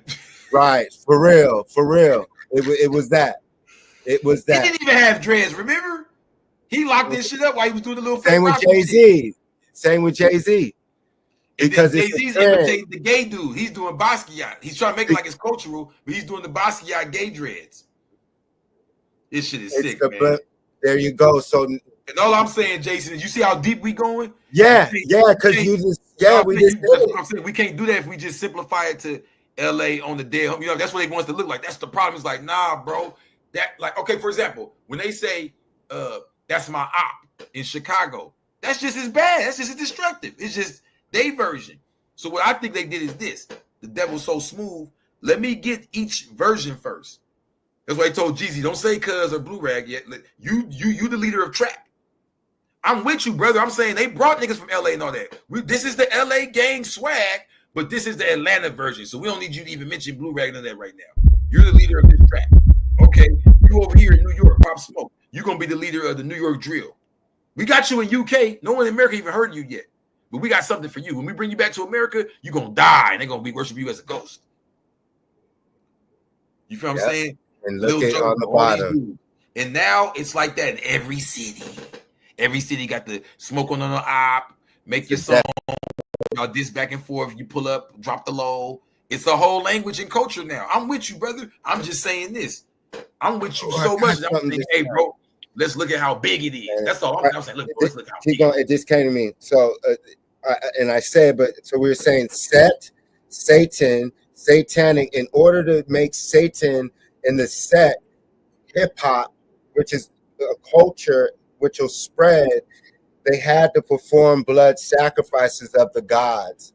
And so hip hop, in order to become a temple of a temple of Satan that spread hate, debauchery, they had to start knocking and killing off the artists. This nigga just cracked the code. So everybody got to be under the deity set. Everybody's under a set. And then it made the kids of this generation who are younger than us more depressed. We were depressed with Tupac, and that still lingers. Now imagine kids who loved hip hop and Nipsey gets killed, Pop Smoke gets killed, the young guy who's going to get Drake gets killed, and Keith was killed. That's tragedy. He's superhero dying. Yeah. And then they start making music that summer. Then they start bringing in the death dress, and then you have to get the top men to intermarry outside of their race to have the mixed kids take them away from the fathers. That's why they're giving all the money when they leave the black man, so they can program the mixed kids to rule over the next generation of black kids, because Black America is attempting to be made into the temple of Set, the temple of Satan. Yo, listen, you inspired me. Would you go as far as to say, because we're so secular and non-religious now, we can't see the truth? But these men who are being given the device to go, and spread pure devilishment. That's what the movie Sin was about. Like wand, you will make people kill. You will make people steal. You make women prostitute. Yes. You will break generations of humans. Yes. By just uttering words. Yes. That's Rakim. That's Rakim. Watch the movie. Watch Rakim's first video. Watch Rakim's first video. Watch it, y'all. Watch Rakim's video and he shows you he's the devil. I promise you, watch it again. I want to pull it up. Hey, check this out, God. You guys go watch Rakim. He turns into the pan. You know, if we went to the Supreme Alphabet, your name would be Justice Allah Supreme Cipher now, right? Now, this is a report. I'm telling you why. That's in New York, though. Not saying that the Supreme Alphabet don't apply everywhere, but we know it's most popular in New York, to where in New York, that was like the gang culture. When me and you was growing up, we heard that 5% stuff. We thought them was the killers and the drug dealers in New York, right? That was like their version. Check this out. I heard DMX freestyling. And guess what he said? He said he's the divine master of the unknown. In the Supreme Alphabet, D means divine, M means master, and X means unknown. Is that a coincidence, Jason? No. So here goes another 5%er, not just a nigga's own conscious thing saying, oh my God, no, actual initiated 5%er, divine master of the unknown. How the fuck he end up signed to a label talking about, I'm with the devil? Every song about the devil, raping, blood, sweat. What happened? Now you on crack. Now you just died. Brother, are we blind? We're not seeing these people drugging our people? And the last time I saw DMX, y'all, we're so blinded by the shiny things and by the fame and the shiny things, we don't even see it, Jason. I love you. You're right.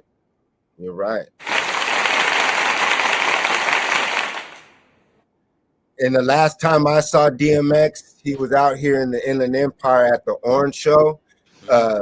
And he was driving in his yellow Lamborghini, and I had my album because I had my tour van.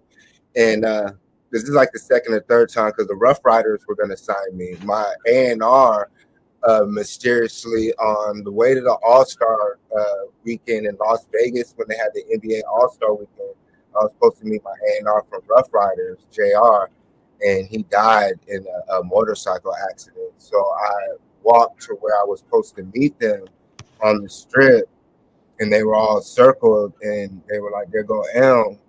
And I was like, what's up? Where's JR or RJ? And they said, man, he didn't make it. I was like, what do you mean? And they were like, he died on the way here. A lot of the people around me who were helping me, to do from Cross Colors, who was helping me, John Arterberry. If you guys remember, there was a former Cross Colors executive who was driving on Hollywood Boulevard, and a random person was shooting in the middle of the street. He was one of the executives who got killed. My other person who did my first, really all my albums up until I was playing in Hollywood, Brad Knorr, he mysteriously dies in LA Sound Studio. And even Nipsey got killed. Nipsey was around. I don't like to speak about it, but we were on the same independent, they say label. We were under John L. Lakerson at Fat Effects. We had the same mentor. So the same person who designed Nipsey Hussle's logo, Ivan, at Fat Effects. So there's a lot of things that I know, that I've seen, even with the BMF stuff. Like, before they got famous and all that, the bosses, I was around Big Meech's boss, the Kingpin.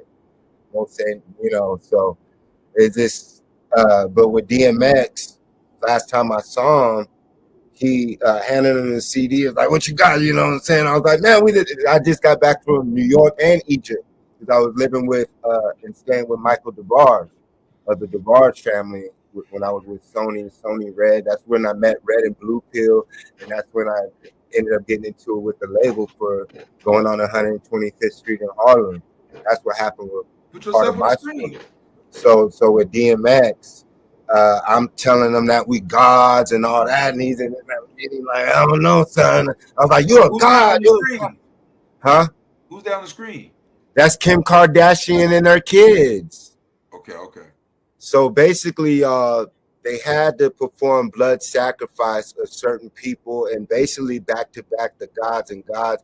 But it, like I said, it led to the mixed kids. Look at Kanye's son to the right, and look at its programming, y'all. So what the future kids now, what they've done with hip hop, now that it's older, they're gonna treat it and are treating it like Hollywood. So it's an intellectual program. This isn't random. This was an intellectual, sought out program that they've been working on since like Sinners.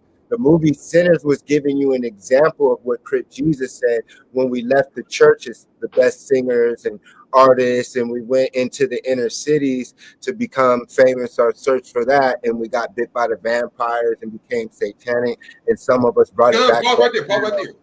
No, pause right there. You see how fast you get to the vampires. You said went satanic. Pause. And I'm not pausing just to cut your bill. I think that's something that we really need to start expounding on, because we kind of just, a lot of bills kind of breeze through that. Oh, then Satan came. It's like, wait. I wrote about this in chapter 13 of the Blue Bible. I wanted to understand, when I was writing this book and I had to write the last chapter, I said, when the fuck did it become cool? Like, nigga, I'm a hip hop head, Jason. My brother was born in 77. He had the markers, graffiti, cardboard. When the hell did niggas start saying, I'm the devil? I'm on demon time. Lil Wayne. All that, right? Lil Wayne, which is the devil. No. I think you're gonna agree with me here. It's a question, but I'm gonna read. Put it like that. I'm gonna read the first paragraph, and then you give me your. You know what I'm saying? It's 3 paragraphs here. If you don't mind, I would like to read one, and I'll shut the fuck up. You tell me, then I'll read the other one. You get what I'm saying?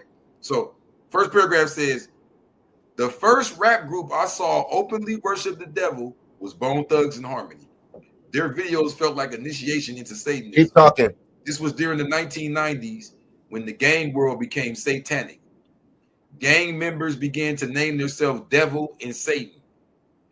During my first trip to juvenile hall, I met several inmates who practiced what they considered devil worship. Now, here's the point. I gave you a name, a date, location, all of that. So let's back it up. The first, I'm not saying they are the first. That's the beauty of this book. It's my experience.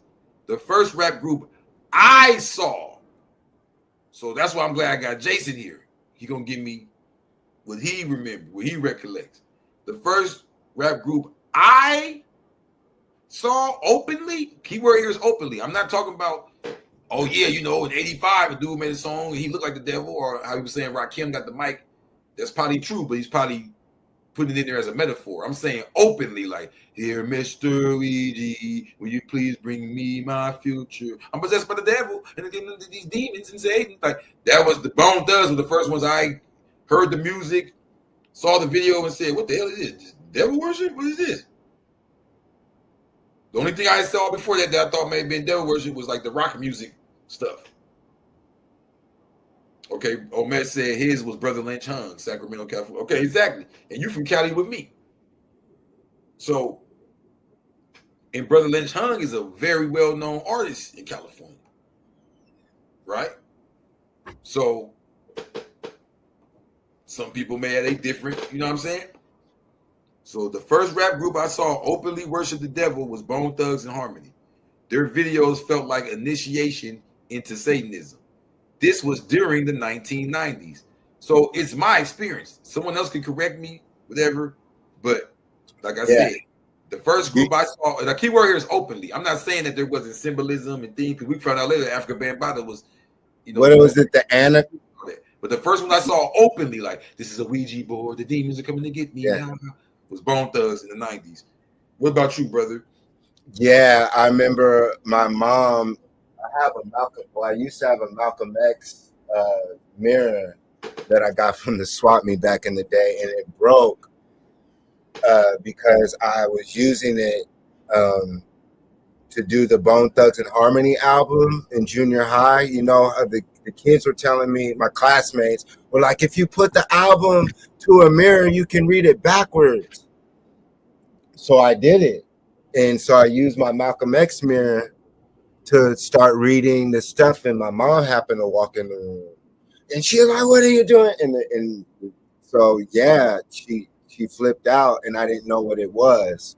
So and when I met Lazy Bone, because I've been around them, I asked him, and I could say this, it was once again when I got back from Africa, we were in the studio, so it's probably 06, 08. And then,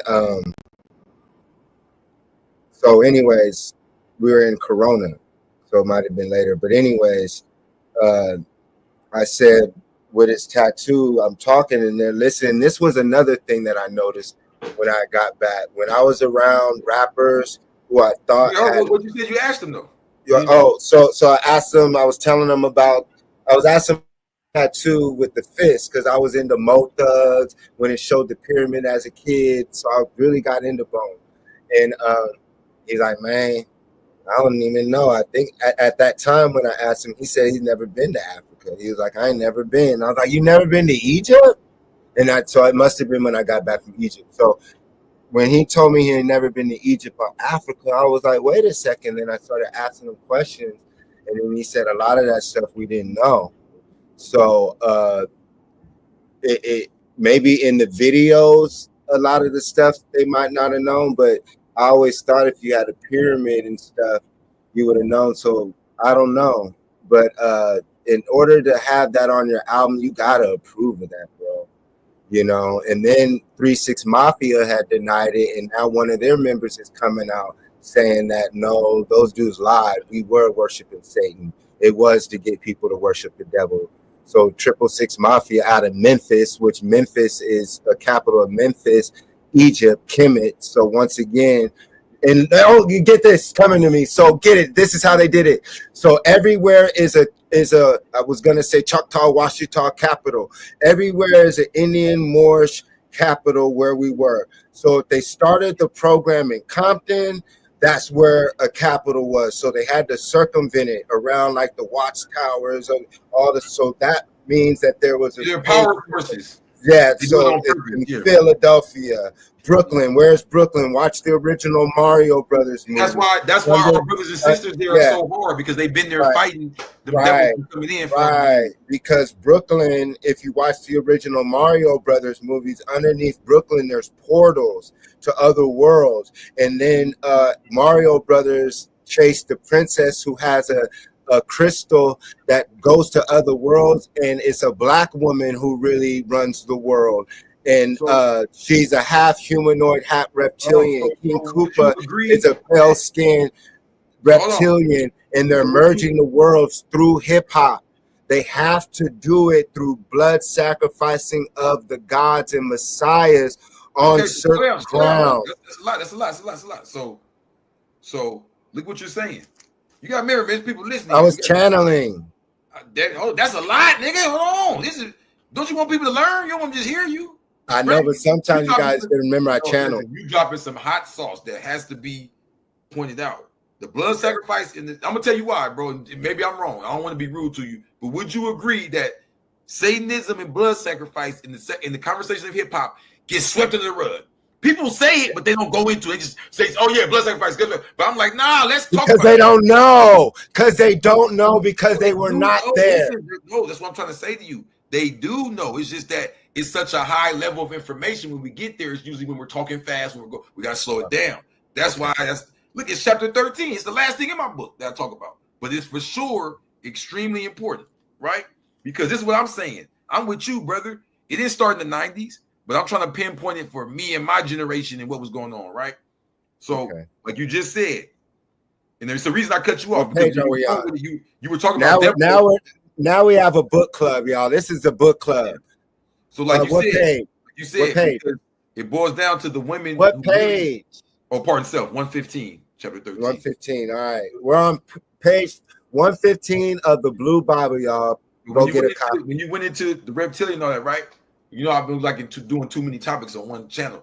I mean, on one video. So I'm saying what you're going to is the fact of what's really being covered up, meaning wordship, right? All these deities talk about just words, right? No one believes Jesus is around the corner. So these words, these sounds, these vibrations, these wordships, right? Think about what I'm saying. Because they might say, Lucifer's not the devil. Why are you tripping? It doesn't matter about the name. It's the ideal, the science. They're teaching you. They might even give you God's name. Tupac's like a godly name. But they'll teach you Tupac means to be a gangbanger, pimp your hoes. You get what I'm trying to say? They put a false meaning on it. Nigga means not more king now. You don't know why a nigga feels so good till you say it. Nigga, ooh, because it's king. But they teach you it mean be on drugs, shoot big guns. So that's devil worship. Like, you can see how you was just channeling the truth. And I'm like, stop. Why I had to stop you? Because I know these people listening don't even know. They ain't even used to hearing the truth. They like, oh, what am I hearing? Right? So you got to slow it down. So look what I'm saying with this. Let's go into the television side of it, right? While we were hearing that, what were we starting to see? Now, look it. Second paragraph. While this was going on in my world, the media, so this was my world. I listen to hip hop and go to juvenile hall. Everybody else don't. So how can I prove that this was going on in the world in general, right? While this was going on in my world, the media transformed with shows like Jerry Springer and celebrities like Marilyn Manson openly promoting the same agenda. None of this was coincidence. Now, would you agree with that? Like, to me, Marilyn Manson was a sign. Jerry Springer was a sign. It's all intelligent design, a program to get us to this. And Marilyn Manson, remember they made him do that song? Cut out they say cut out his ribs. Yeah, the girls were into that. At least in where I was. He was like the first tranny. You're right. They do the breasts and the ribs and all. That's what I'm saying, bro. Come on. That was the programming. All right. So, all right, Marilyn Manson. There it goes. All right, he was the last. That is all right. Here it is. Here it is. Let me just go. All right, Marilyn Manson was the last of the rock and roll gods. He was the last of, and it represented Satan. Yes. Why? Because who are the originators of rock and roll? The gods. Little Rich, the gods. They had Chuck Berry. Then they used much love to Little Richard. But he was the first turnout. Was, he was the first. He was the first. What you talk about though? Exactly. So basically, what they did. All right. Here's Marilyn Manson. Here's Chuck Berry, Little Richard, and the brothers. And then let's talk the sisters. And then slowly but surely, Elvis. Boom boom. Then we get to Eminem. Boom boom. And then slowly but surely, then they kill Pac. Boom boom. Biggie. Boom boom. In Vegas, which is I have a book called This. When you learn about Vegas. Oh, slow down. So why is it at the time they're promoting? Wait, let me finish. Let me get it. So boom boom. So basically during that time we were listening before hip hop, y'all blew up. So we were listening to rock and roll, Michael Jackson, George Michael, Soul Train. We had Earth, Wind and Fire, Stevie Wonder, Motown. Then they took out the bands in the schools, hell. So they took out the live instruments. So Jackson 5. Then they had Michael, the individual artist, no longer groups. So Michael represented the end of the groups. So then the individual star, me, I, no longer family, because so we go here. So then Michael brought in the new era. Then we had the Bobby Brown. Then we bring in slowly hip hop. We start bringing it in slowly, speeding it up the melody, speeding up the tone, speeding up their thought process, slowly integrating sex, integrating little debauchery, then Thriller, to show you the occult of Hollywood, a symbolism of he leaving you of what it's all about. And then slowly but surely, rock and roll is dying because Michael's killing it. So they got to bring in. So then rock and roll dies because of Michael Jackson. And so they're like, what the fuck can we do? Meanwhile, we know what Michael's doing, he's buying up shit. But so slowly but surely, rock and roll's dying because that was an industry. But what was happening in rock and roll? Debauchery, kids dying, kids on kids motherfucking overdosing. And so white kids, White kids started becoming rebellious. They stopped going to school. They started doing drugs. They started rebelling. There was even the hippie movement. Now there was the grunge movement. And they were like, what can we do? So they had Marilyn Manson. So the white kids were satanic at school. They were dressing up in white paint. They were all satanic. They were death. And then they brought in the hip hop. And so they killed. Then they brought in Eminem. Wait. So what happened to the labels?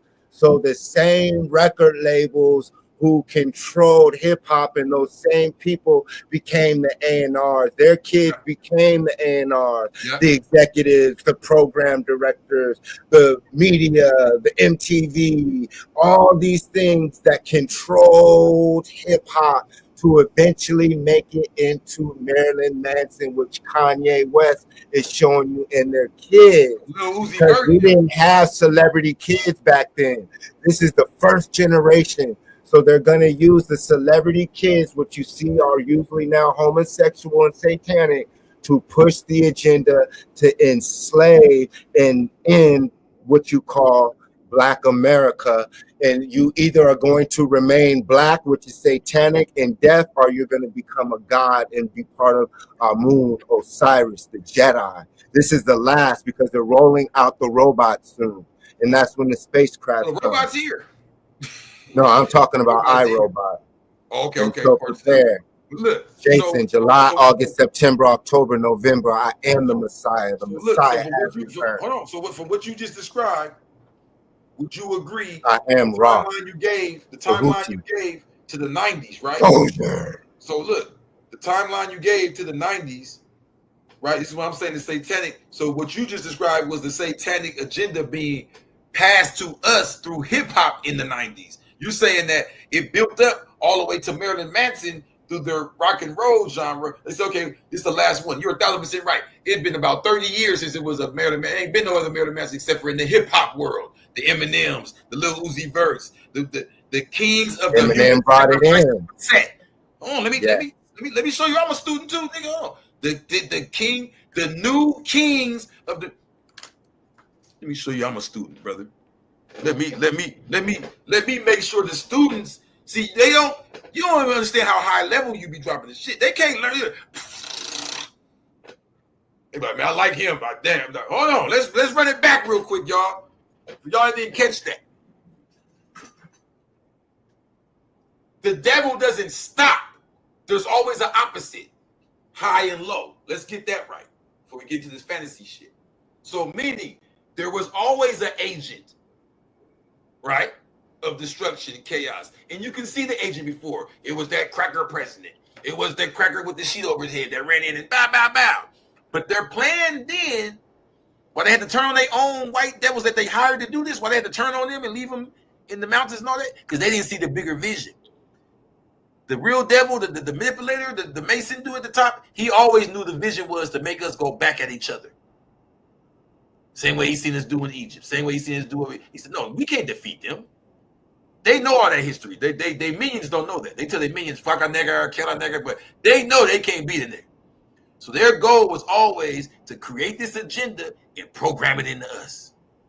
So like you said, you can see it from Little Richard. You can see it from the 70s with the blaxploitation. They tried, they built it up, like you said. Now they did it with, and this you point out the biggest thing I never got, because I took a music appreciation class, so I know you know. The bridge is the punk rock. Niggas don't mention this. That's the bridge. When they went from rock R&B, when it became disco and started turning into hip hop, on the other side, it was turning into punk rock, metal rock. Long Beach, no doubt. And the devil, I want to die, kill myself, I want to be gay. They were experimenting with this. They were putting casting spells on the records. Everything you say niggas think is crazy, they was already doing it openly on the rock shit to see if America would accept it and force America to accept it and convince America. Osborne. Come on, biting the bat's head on the thing. Come on, bro. So in the 80s, like you said, when Michael was killing the rock, and they're saying, well, damn, at least he's pushing a little soft program, but we need this devil program. It has to continue. So we're going to make Marilyn Manson, you said, he's the last. He's like the god of the gay, debauchery, just supreme. Well, they had him at the Kanye West church. Man, you on point, bro. Man, you on fucking point. Who was the Kim Kardashians cool with? The Clintons. Let's go to the next paragraph. Why does that matter? Because we're dealing with the 90s. The 90s. We named Marilyn Manson. We named Jerry Springer. We named Bone Thugs. And we all admitted, before Jerry Springer, would you agree that's the beginning of debauchery reality TV? We used to go home to watch it. Listen, before Jerry Springer, me and you would have got a whooping for even turn on the TV and somebody up there talking about some twerk or anything like that. Jerry Springer was so prevalent, they put him on like 4 channels. You remember an era after Jerry Springer like kind of went off? He was like still going like for like 20 years on 5 different channels. They forced them to make it that he was so extreme, everything else became acceptable. And it was reality. This was a new reality. Bro, you cracked the code right here. So in the 90s, they start forming this new reality for the new millennium. Now, this is the last paragraph. I'm going to shut up. It says, it was during the 1990s that Bill Clinton became the president of the United States of America, right? From 92 to 2000. So it was no surprise to me, years later, he was accused of being the head of the Illuminati's black market, a global network of the world's biggest human, weapons, and drug traffickers. Meaning, the whole thing, it's a reason why they're promoting on there for you to sell dope, be a pimp, shoot people. It's what they're selling. They're literally selling guns, human trafficking, and drugs. This shit's 1, 2, 3. It's just hard to believe they that evil. Is that real, nigga? Is that real? Welcome to the best edition. The code is cracked. The 90s, that decade, they set aside, they set a new program, and that's why, bro, we haven't even seen nothing like Jerry Springer since then. No. You agree? It's like they turned it back down. It's it got worse. It got worse. Yeah. It got worse. We got P-Valley now. We got what's the power? What's another BMF? Menace to Society, Juke. I mean, we got it just got worse on all scales. Then we got the Kardashians. You know what I'm saying? Which is involved with hip hop. That's why they put the Kardashians on top of the black families. So in order for this generation to go through, you got to go through them. You know what I'm saying? So it's all it's vampires. Basically, you're dealing with a group of people who still practice their culture of who they are in secret. But now it's no longer, but like Jesus said, it's like, would you say it's so swept under the rug? They do it because they give so many distractions. No. It's this. It's that what we're talking about. Look how deep we had to go. We even had to argue a little bit to get there. But this is something that's not tackled like that. I'm not saying that people don't know about it. I'm saying that, and maybe you would agree, the same way when you was talking about it, it's so much to deal with. You kind of like, and then you said, and then we turned satanic. And I was like, wait, stop, no. When is the then? Let's talk about that, because I think a lot of our people have not even realized how quick that shit got slipped in on. Then once you put a time period on it, the 90s, shit, the 2000s, the 10s, the 50s. So we about 20, 30 years in. And the satanic shit being slipped on. So it ain't so slipped in. It ain't so slipped. It's the fact that we keep ignoring it and not talking about it. So that's why I wasn't trying to be rude. What year again was the Crips formed in Los Angeles, brother? Say it again, brother. What year were the Crips officially formed? 69. When did they gain their popularity, would you say, amongst when it was a thing? Because I don't. From what I'm told right away, so they say by 72 we was already like killing each other, and then Raymond Washington got incarcerated like 73, 74. Because the thing was, I don't remember all that when growing up in Compton, or growing up in Carson, our family growing up in Compton. The gangbang, yeah, because my cousin got killed on school. So my cousin got killed, but they were gangbanging. You know, you would have to ask OG Suicide for me on my side of the family about what I was seeing before I started saying things, family business. So for me, I guess because I was born in 81, so I had cousins who were probably. So I'm just trying to think, because I thought it was in the 80s. Because basically, my dad said when he was like, we're moving from Carson, we stayed on Harlem, and right by the railroad tracks across over the top. And he was like, "Your ass is dead." He said, "You were gangbanging." nothing is in totality. It's all. Wait, because someone could use that as a clip. So my dad said you were gang banging, throwing up sets, and then someone tagged in front of our house, and that's when we moved. But I was only saying that in my mind to think of what culture was like before we moved. But I know that our family, like you said, our family wasn't like that. So the gang banger in the family, it was, and before he got killed, he lived out here in Riverside with us. Well, I'm gonna say this too, though. From my understanding, I wasn't there, but from my understanding, from the 70s to the 80s, from the 70s to the 80s, it transitioned into banging with the aggressive tagging and get up out of here and the K, like what you're saying. So I would agree with that. Yeah, that style came in the 80s. I can't imagine what it was like in the 70s from what they described. It's nothing like they talk about. They had zip guns and they had to make their own guns, and everybody fought with hands, and they had a certain uniform. And it wasn't like when we grew up in the 80s, it was a whole different world. But see, check this out though.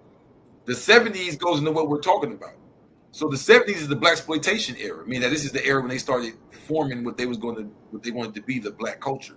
You get where I'm going with this? So they started forming. Like Pyru still say P-Funk. Funk is a 70s word. Cinema. Sin. S-I-N, but they put a C. So sin, my sin. But see, I want to show you something though. Why it's so important to have the times and dates. An animation of sin. Go ahead. Look, we cracked the code here.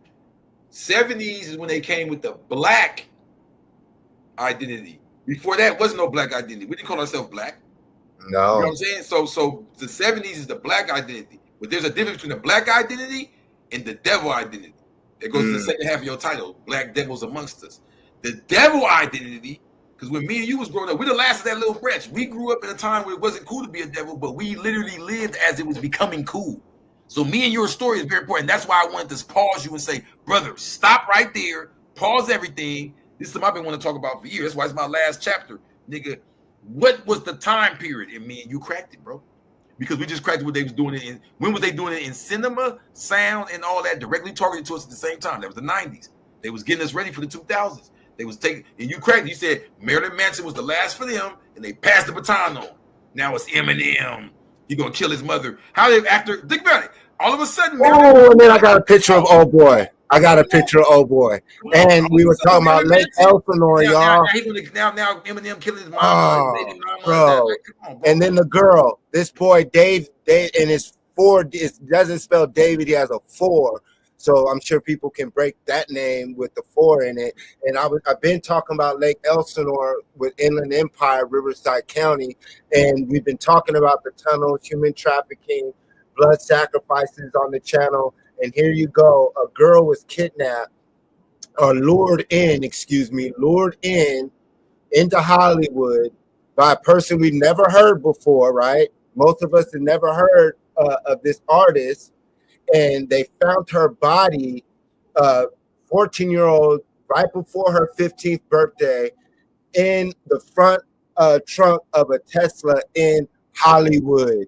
You can't make this up. Jason months. July, August, September, October, November. I told you guys before the Jason months even started that this year was going to be the biggest blood sacrifices that you guys seen to date.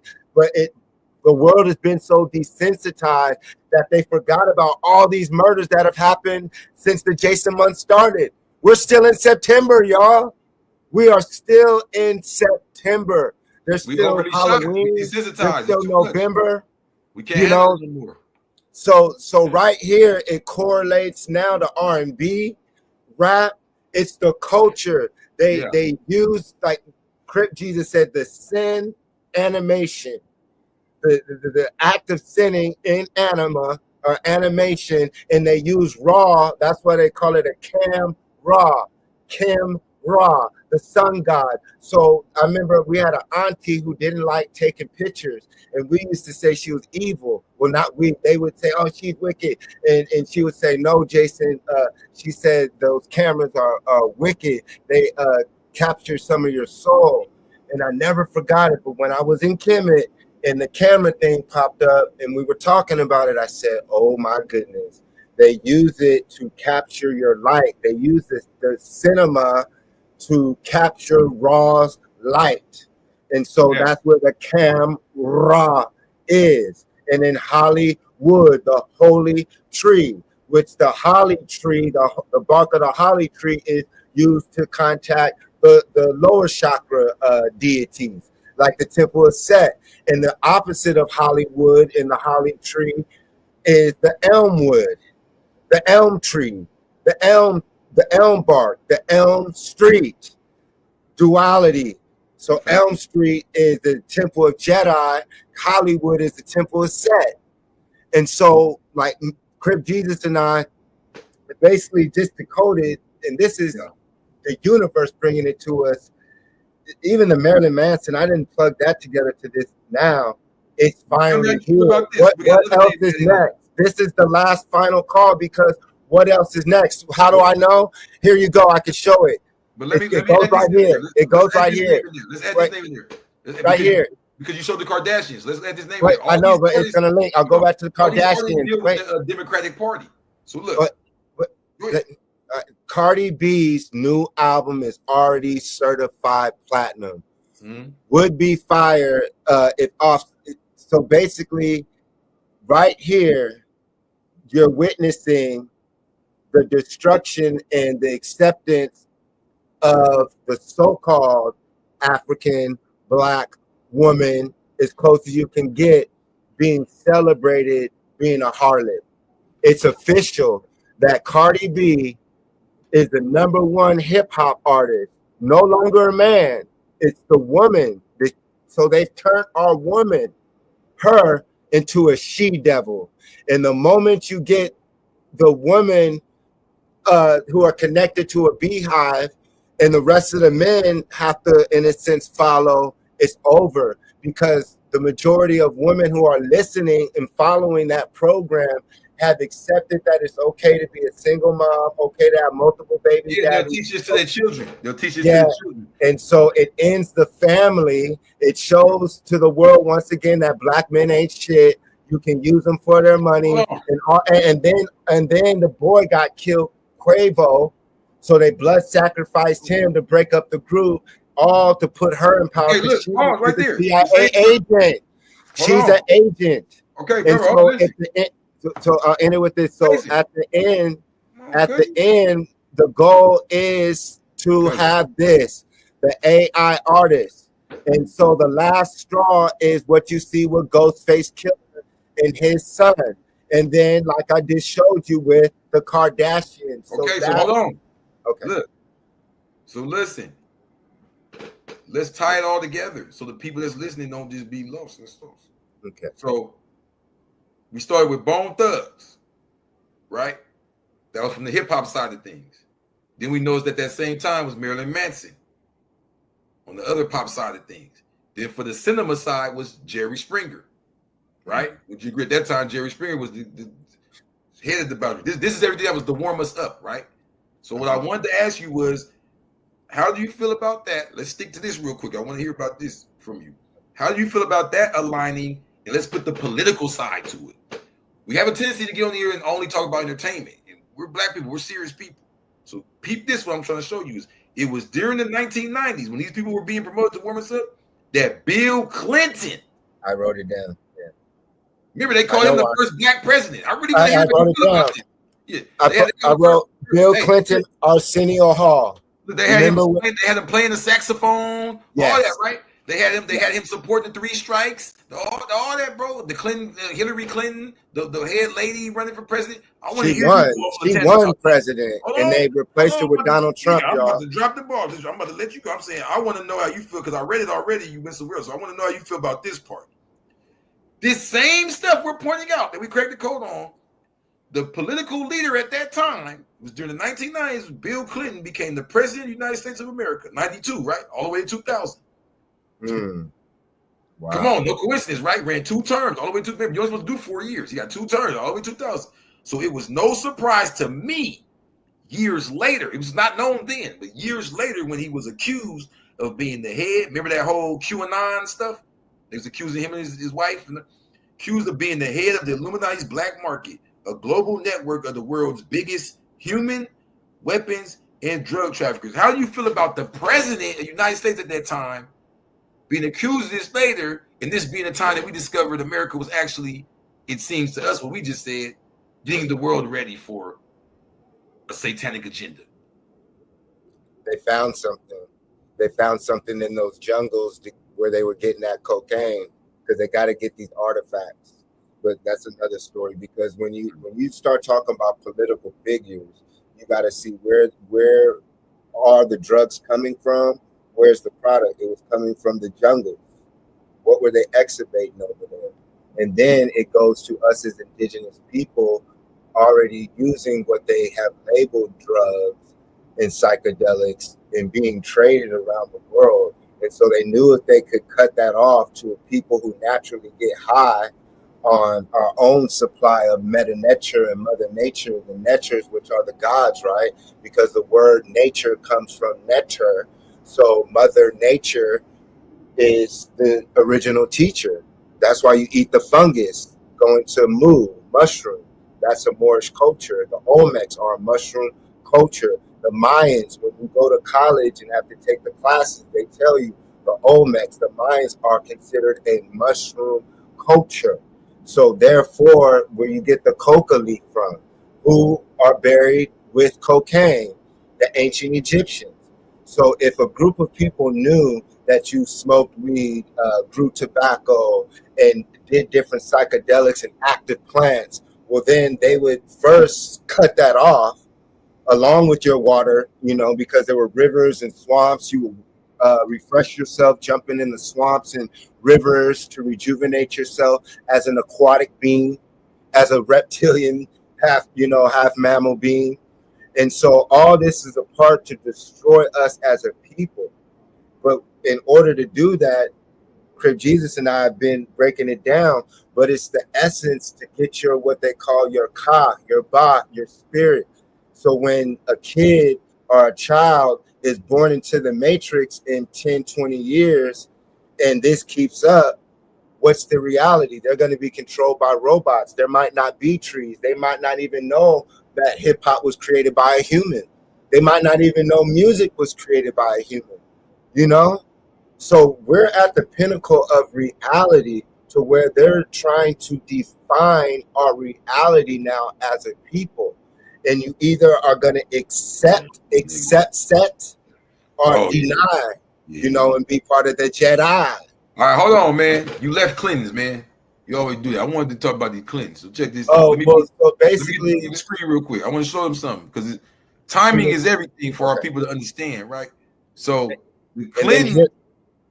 Okay, the image, they were trying to get Hillary Clinton to be president. Let me back you up, brother. You said they found something in the jungle, and then you just went on. You didn't even break that. You got to break this shit down for the people. Okay. God damn it. Okay. They don't know what you know. You got to tell. Hold on. Okay. In the Arkansas drug trafficking, the conspiracy theories connected to the real life activities of Barry Seal, a drug smuggling pilot for the Medellin cartel. Yeah, y'all, Pablo Escobar, who used the airport in Mena, Arkansas in the 1980s. Seal later became a drug enforcement administrator. So the rumor was, because remember, Bill Clinton and Hillary Clinton are from Arkansas. Him being as high as the president at the time and having full awareness of what was going on at this airport in Arkansas, it was rumored that he was allowing it. The same way they were allowing the drugs to come in Cali and getting profits from it and actually participating in part of it. Okay, they usually focus on Reagan, Bush, and Noriega or something. This is only popular because of the Iran-Contra thing. You hear in a lot of rap songs, but sometimes we gotta stop and look this shit up. So the Clintons. Now I'm not even gonna get into the whole QAnon rumor stuff with them, right? I'm just going on this, what we're talking about in the 90s, right? The mention of a jungle likely stems from Seal's flights to Central and South America to pick up drug shipments from the Medellin cartel and also transport weapons for the CIA to the Contras in Nicaragua. But what I'm saying is this is usually connected to, I read Contra scandal, I know about Rick Ross. No, this shit was still going on. And really, why you think Jason went straight to drugs? Because that was the main thing. think about it. By having you selling drugs, you're going to automatically do the human trafficking in the weapons. That's going to come with that. First and foremost, we need the drugs, though. So, like he said they found some in the jungle. I wouldn't try to cut you off. I just wanted to make sure that people, you know what I mean? That's a heavy something to say to just say they found some in the jungle and just keep going. Like, I wanted to make sure people understood what you were saying. Like, yes, the Clintons, and they've even been accused of this.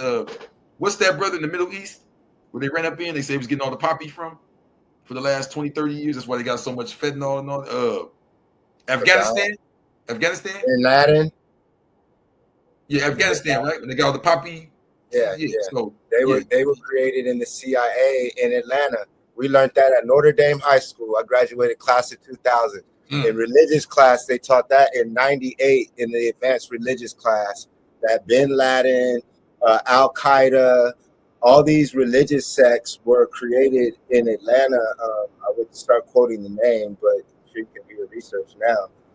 Those are one of the benefits of going to Notre Dame High School, a so-called private school, where I was able to thrive athletically and mentally and spiritually, and go in as a spook that sat by the door to get the information for our people, you know. So when I speak of these relics in the advanced religious classes in high school, which I did take in college as well, and outside, as you know, my field research, you start realizing that it's really about, they have what they call weapons of mass destruction, special weapons, which are relics, like an Indiana Jones. And a lot of these ancient tribes that they kill and murder harness what they would say now, example, cocaine back in the day, or the coca leaf. And so that would be one of the headquarters on the planet up until recently. I don't even like saying ancient times, but let's say ancient times, to where you would get that. So imagine the whole planet was a hub of education. So if you needed to get some rubies or some seeds to grow certain crops, you go to this area of the planet. If you wanted to learn this science of kung fu, or you know, so the world was set up as a great education system. And with that, we had plant medicine. And so when you understand, when they went into the jungles and befriended these tribes, the tribes would teach them how to, we call them ingredients and recipes, how to get a villager into a trance state or do this. And eventually, like he says, the so-called Satan or the Temple of Set works, they're not there for love. They're a vampire. They're there soaking up the game so they can feel that they got enough of the information. They'll eventually get the trust of the so-called native people, and then they'll ask them, where's the gold? Where's the relics at? And if they get enough trust, they'll take them and show them. And once they find where those relics are, that are either machines, computers, things that like you could touch an edifice, and all these different things that they show you in the movies, which are true, they find the location of those treasures, they murder the people, excavate the land, and get all the natural resources. In this case, we're talking about the Clintons in the jungle, the coca leaves, mind control, CIA, and then learn about the Clintons connected to the CIA, the government, all Jesuits, all part of, like he was talking about, different brotherhoods who don't look like us, but who have our information. So imagine also Indiana. I want to point out too that just on a more simple, like you said, and even taking everything you said, so that means when they're telling you on the song, sell the dope, do the dope, that's a commercial, because we just had 50 of them flown into the airport last night.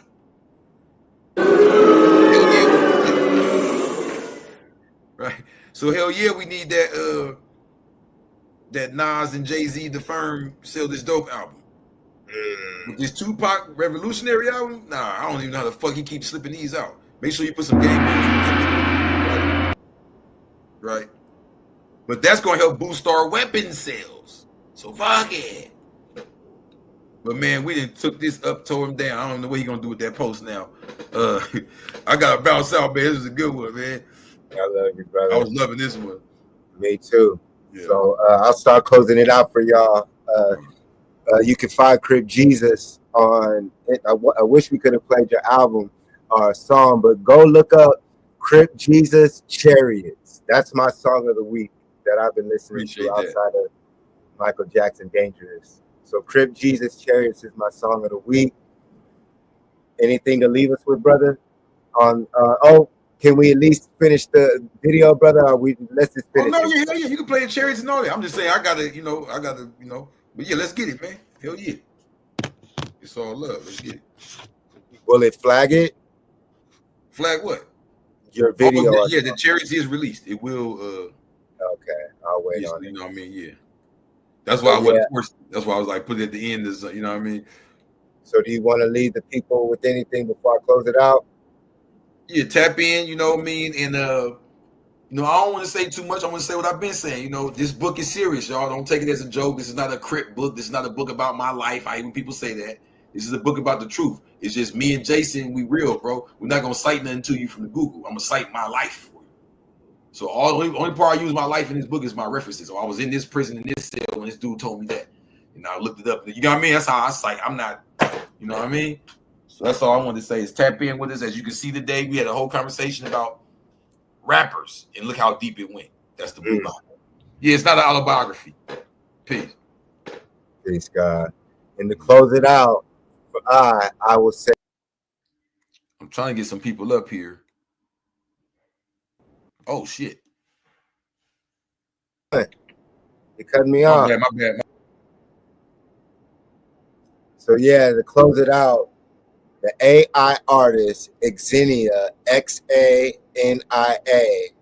Monet lands a $3 million record deal after bidding war. What happens when the AI and the robots are accepted for music, movies, which become culture? Erase the color lines. They're trying to divide us all, and clearly it has worked. I am Jason, July, August, September, but let's say it hasn't worked because there are some of us who are still intellectually putting up the fight, bringing the light from the darkness. So yeah, I want you guys to think about that. What do you guys feel? We'll talk about on the next episode.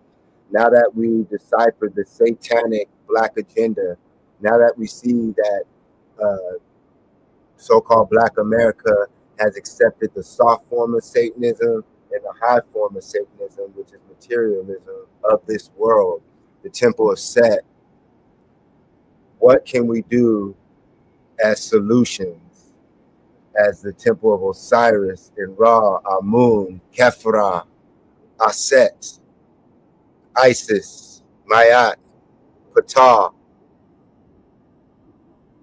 What are your solutions to combat these dark forces that are coming against us?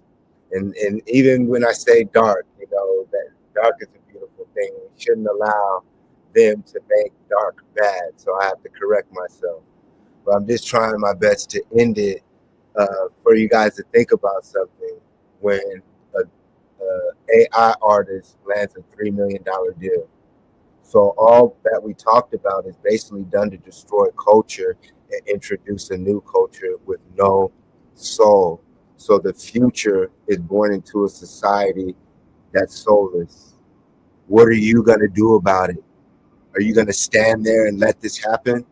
Because remember, you might have to come back and be reincarnated. Do you want to come back to this? I am Jason, July, August, September, October, November. Living in a Matrix hologram. Mothership coming soon. So I'll end it with one of the hottest songs on the West Coast.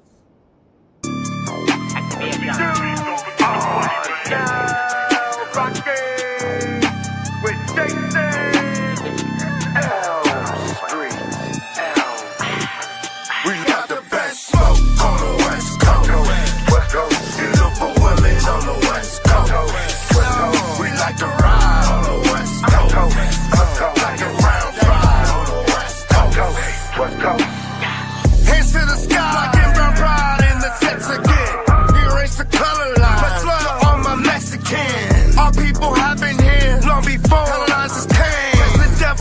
weapons. Blow out the pilgrims. Police still killing, black and brown brothers.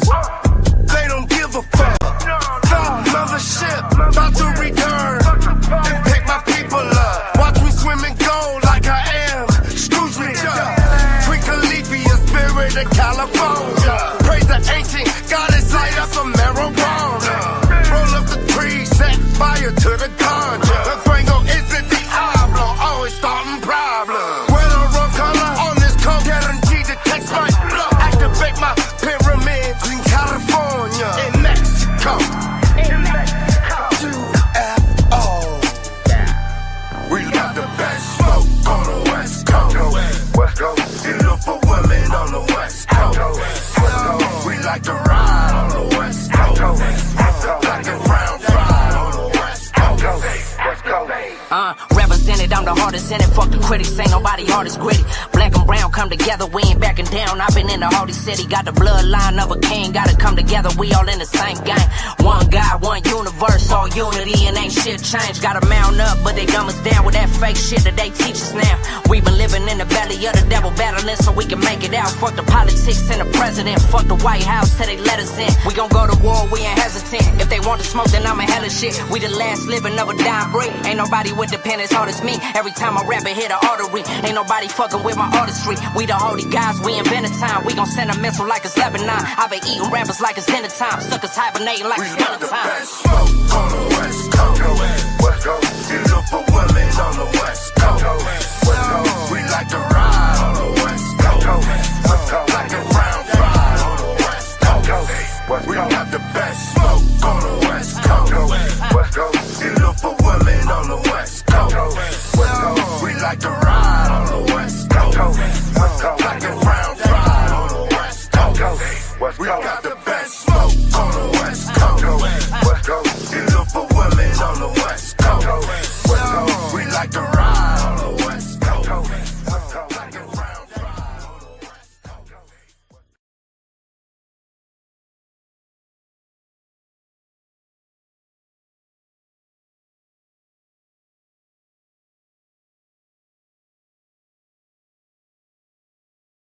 My belly all about respect. I do it for the cause. I live for my queen. All my niggas kings. Captain of my team. Life is just a dream. Life ain't what it seems. You're just a player in the game if you don't own the league. Hop on the magic carpet, fly with me to a whole new world that they call Elm Street.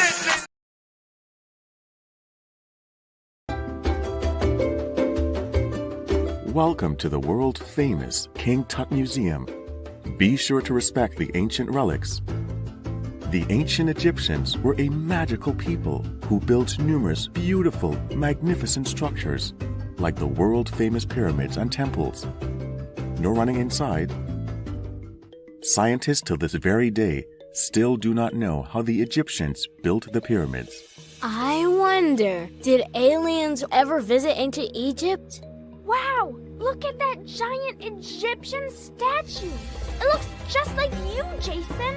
Thanks, Toby. You're a super cool friend. Imagine what the world would look like if I was the pharaoh.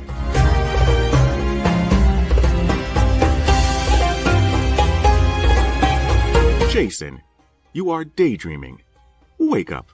Sorry, history got away from me.